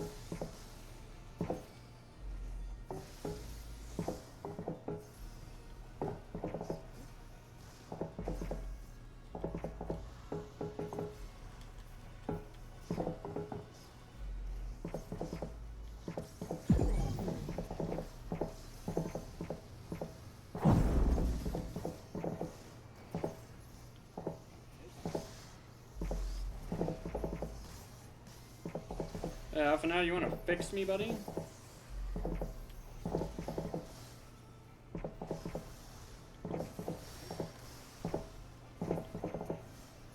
Every time I start my combo.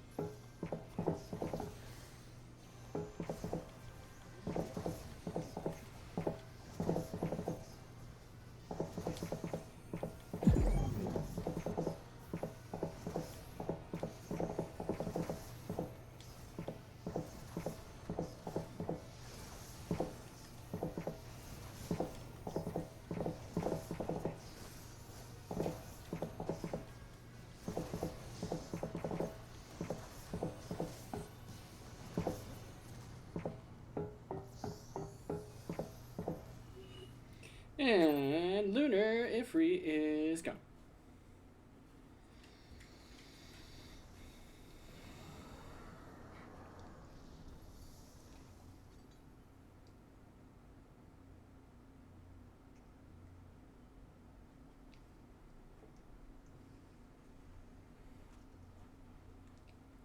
You must remember, I am the slayer of all things primal. I will prevail.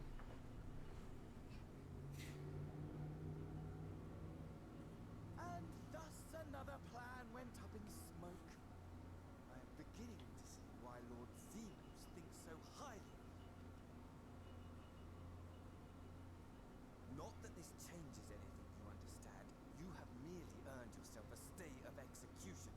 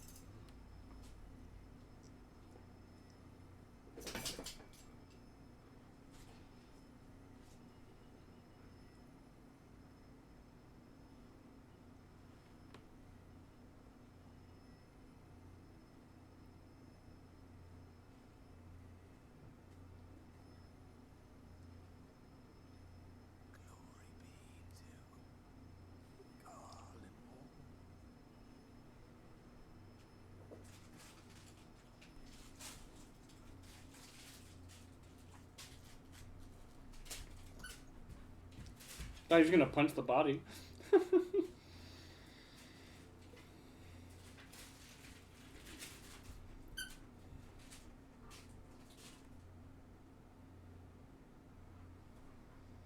fare the tempered? We've treated as many as we can, but some were beyond help.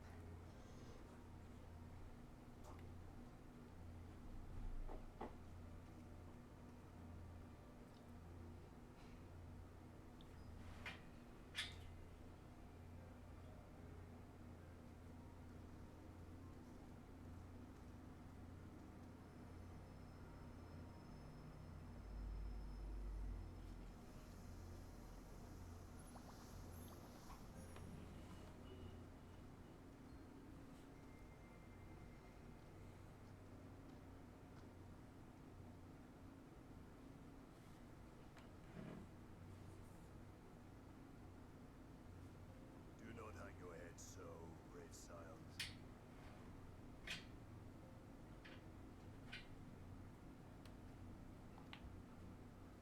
Though not all of our captured brethren could be saved, we are grateful for those whose minds have been restored.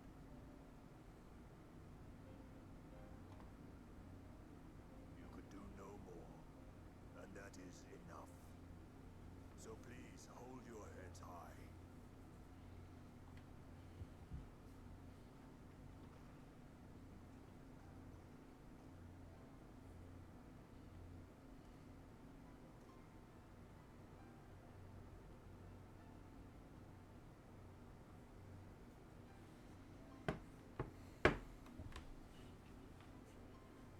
Should have been quicker, but I'll do better next time.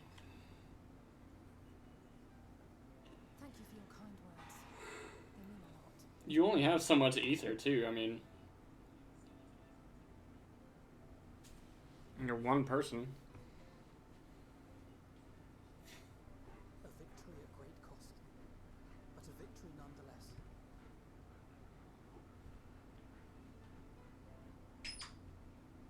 We must stay strong and press on. Isn't that right? One battle at a time. We'll get there.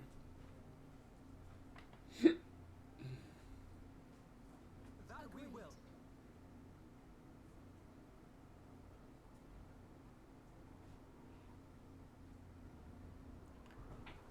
The moon. It's a bright ass moon. And here it is.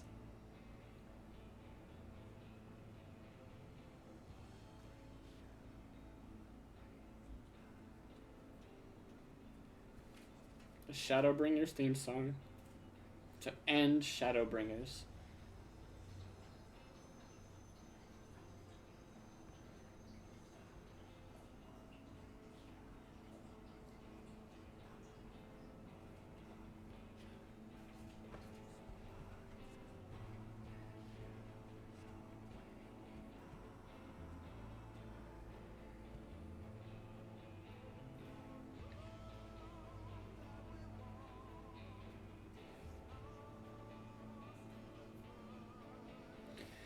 That's it.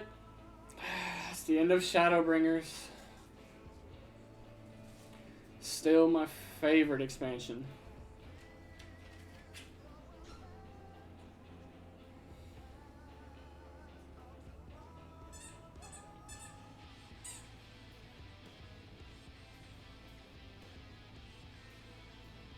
I'm pretty sure the voice actor for Urianger is the same for Forsenal. We'll see though.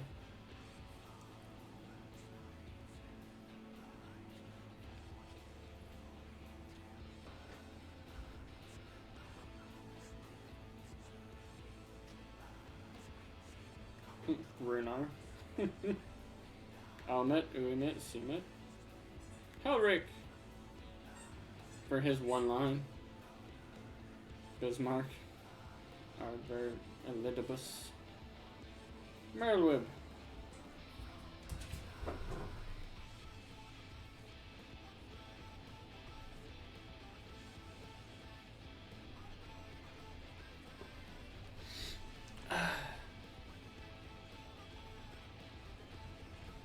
I'm literally just trying to see the Ken. He's the same guy that was Urianger.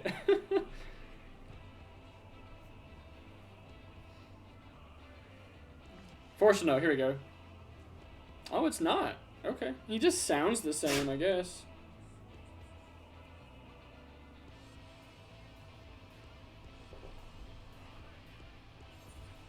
No, we don't need this. Move right on to the ending here.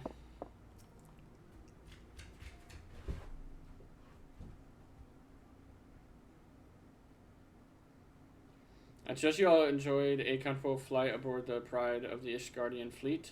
Lest you worry, the Bonanza has been towed to a nearby location to be retrieved at your convenience.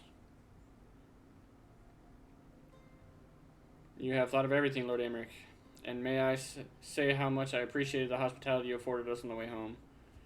Think nothing of it. Our destination lay in the same direction, and it afforded me the perfect opportunity to learn how my errant friend has been since last he took his leave. It would seem you have finally found a place to settle down. I merely grew weary of wandering the far east. Returning to more serious matters, while the Telophori have been driven from Cartano, it is like that the bulk of their forces yet remain. On the evidence of the Grand Company of Eorzea's first joint military operation, however, I am confident that we have the potential to meet such threats head-on, even without the aid of you and yours. As such, while our forces keep the Telophori at bay, I would ask that you apply your talents to the task of neutralizing the towers. A sensible division of labor. While the towers remain, so too will the threat of the lunar primals, and given our expertise in the field of aetherology, we are better qualified to find a solution. That we are, especially should it happen to lie beyond the Alliance's dominion. There is a time and place for formal investigations, of course, but certain secrets are wont to hide where only enterprising individuals may venture. I could not agree more. There are none better suited to this task, nor any upon whom I would rather rely.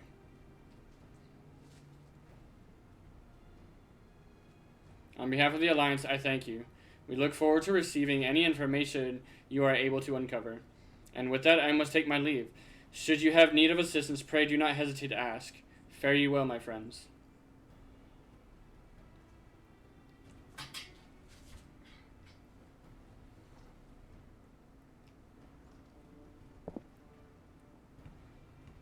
I confess, I had hoped to be able to study the towers more closely, vital as they plainly are to Telophoros' plans. If we can discern their ultimate function, we will be one step closer to understanding our enemy's grand scheme. Should we succeed in neutralizing them, of course, it is all but certain that the Telophoroi will mount an all-out invasion. And then it will begin. The one who awaits us at the heart of the chaos. The one who awaits us at the heart of the chaos will come for us, for you. Yet in the end, our true nemesis may be the calamity to end all calamities, the final days themselves. Yes, alright, Alphanod. We need a plan, not pretense. As Thancred so eloquently pointed out, we are in a position to seek out information from all manner of places, not least Sharlayan. According to Kryl, the Forum have been more secretive than ever as of late. While this may be related to the appearance of the Telophoroi, that remains to be of speculation. But one thing is clear, the Forum is determined to keep us from discovering the truth. Master Forsenel's performance at the Lotus Den was enough to convince me of that. The matter beareth further investigation, I do heartily concur. Nor can I think of more promising place to look for answers we seek on the matter of the towers. Sharlayan hath ever been the wellspring of etherical knowledge. I care not where we go. Here or there, my lance will be ready. Damn me, that's enough. And what of you, P.A. Thunder? Might you be persuaded to join us? Damn me. If it means I can have words with Forsenel.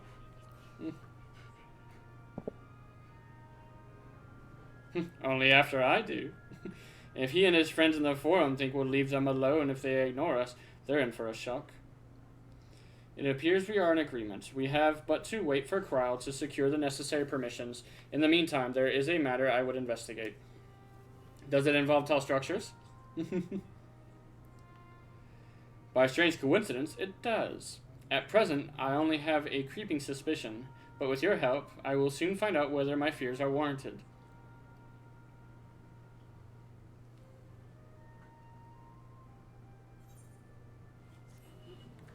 Bum, bum, bum, bum, bum, bum. You have learned the emote? Shush. Yes, meanwhile, in the Garlean capital, once more the Garlean capital awaits. And there it is, ladies and gents. He chose to become a Reaper.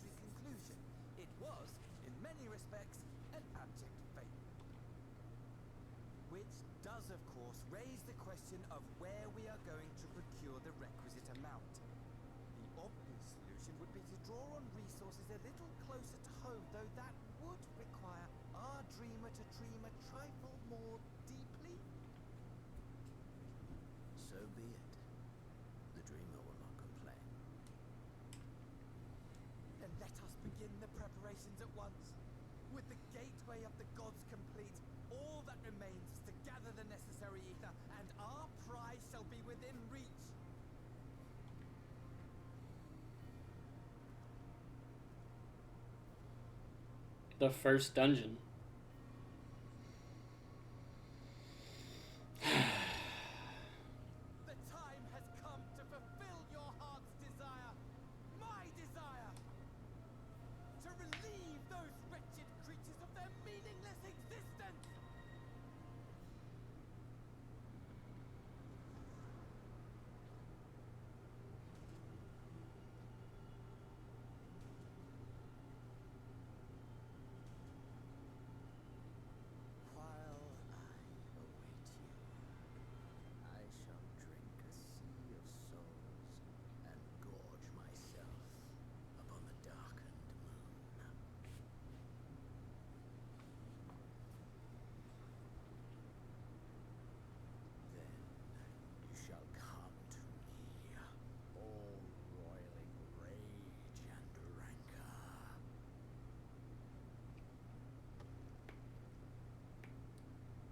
the stars so they're witness to our final contest.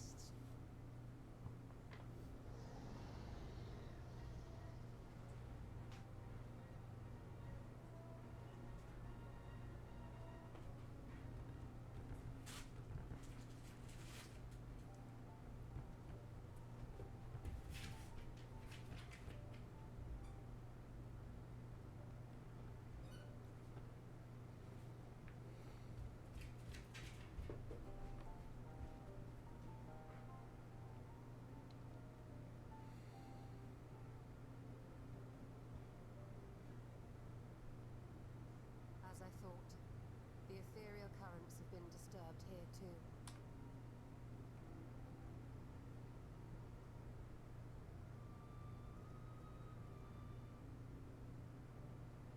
It was the same in Thanalan. Made that every location this event. And the strength of each current has diminished dramatically, far more than could be attributed to a natural occurrence.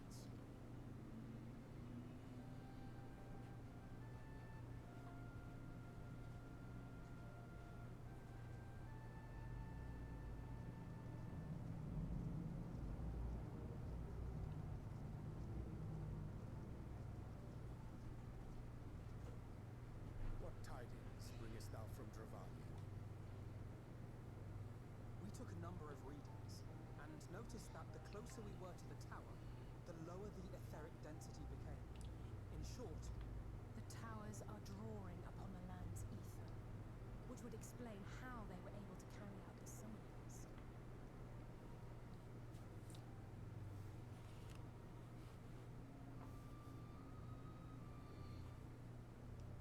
Our allies must be informed of this. We should return to the Rising Stones and have Tataru relay our findings to them.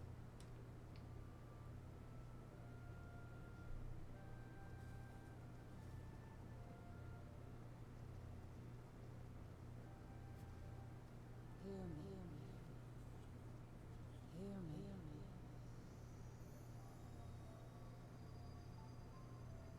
Darkness comes, and with it, the end.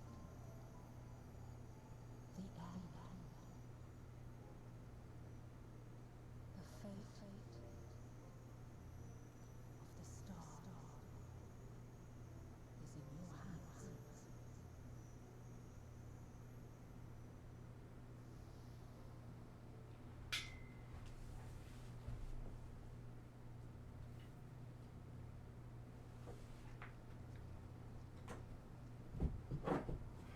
Everything all right back there?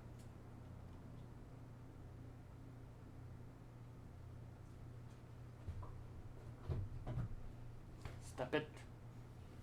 Stop it.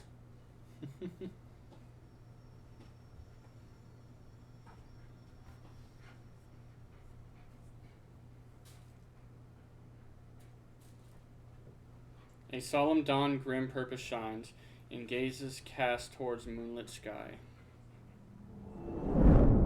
Thus does our final curtain rise, your steps to guide what end begins. Or what end betides, I'm sorry.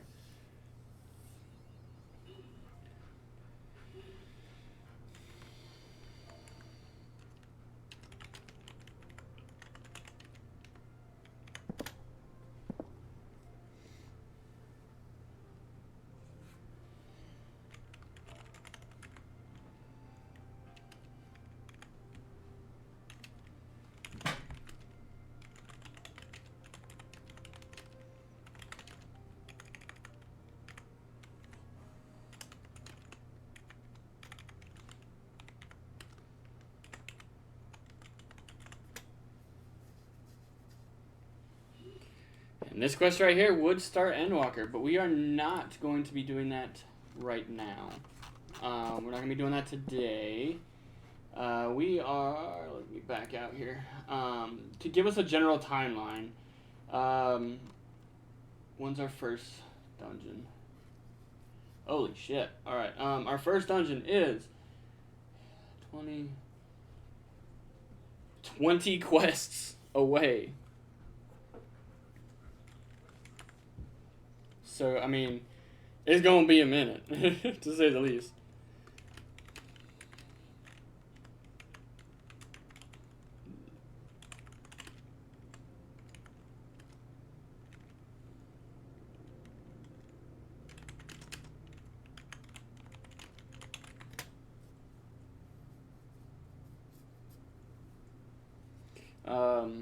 Yeah, so 20 quests away. I'm trying to like read it at the same time, so I'm leaning way over.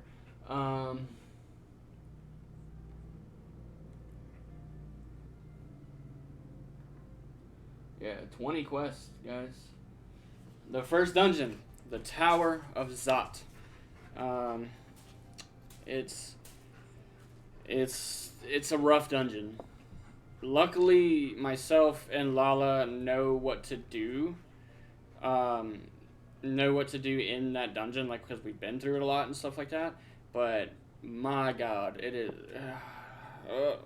If you're new, if you are new, like hard new to Tower of Zot, I feel for you. I feel for you. That's all I can really say is I feel for you. But without further ado, guys, like I said, that is going to do it for the stream. Thank y'all so much for joining us in finishing Shadowbringers today. The next stream, whenever I'm able to pop on, I think we discussed potentially Monday afternoon, maybe Sunday. Sunday morning-ish or Monday afternoon, just depends on how things go. Will be the next stream, hopefully, fingers crossed. And if that ends up being the case, we will be going on and starting Endwalker. But we'll know more once we go live. So keep them notifications on if you haven't already. Make sure you like and subscribe so that you'll see when it goes live. Like, follow, subscribe, all that kind of stuff. As far as Twitch goes, if you have Amazon Prime, don't forget you can subscribe with Amazon Prime for free. Because I don't want to ask you for your actual money. I'm going to ask you for your free money. And your free money is Amazon Prime. So yeah, thank you guys so much. And we will see y'all in Endwalker. Bye-bye.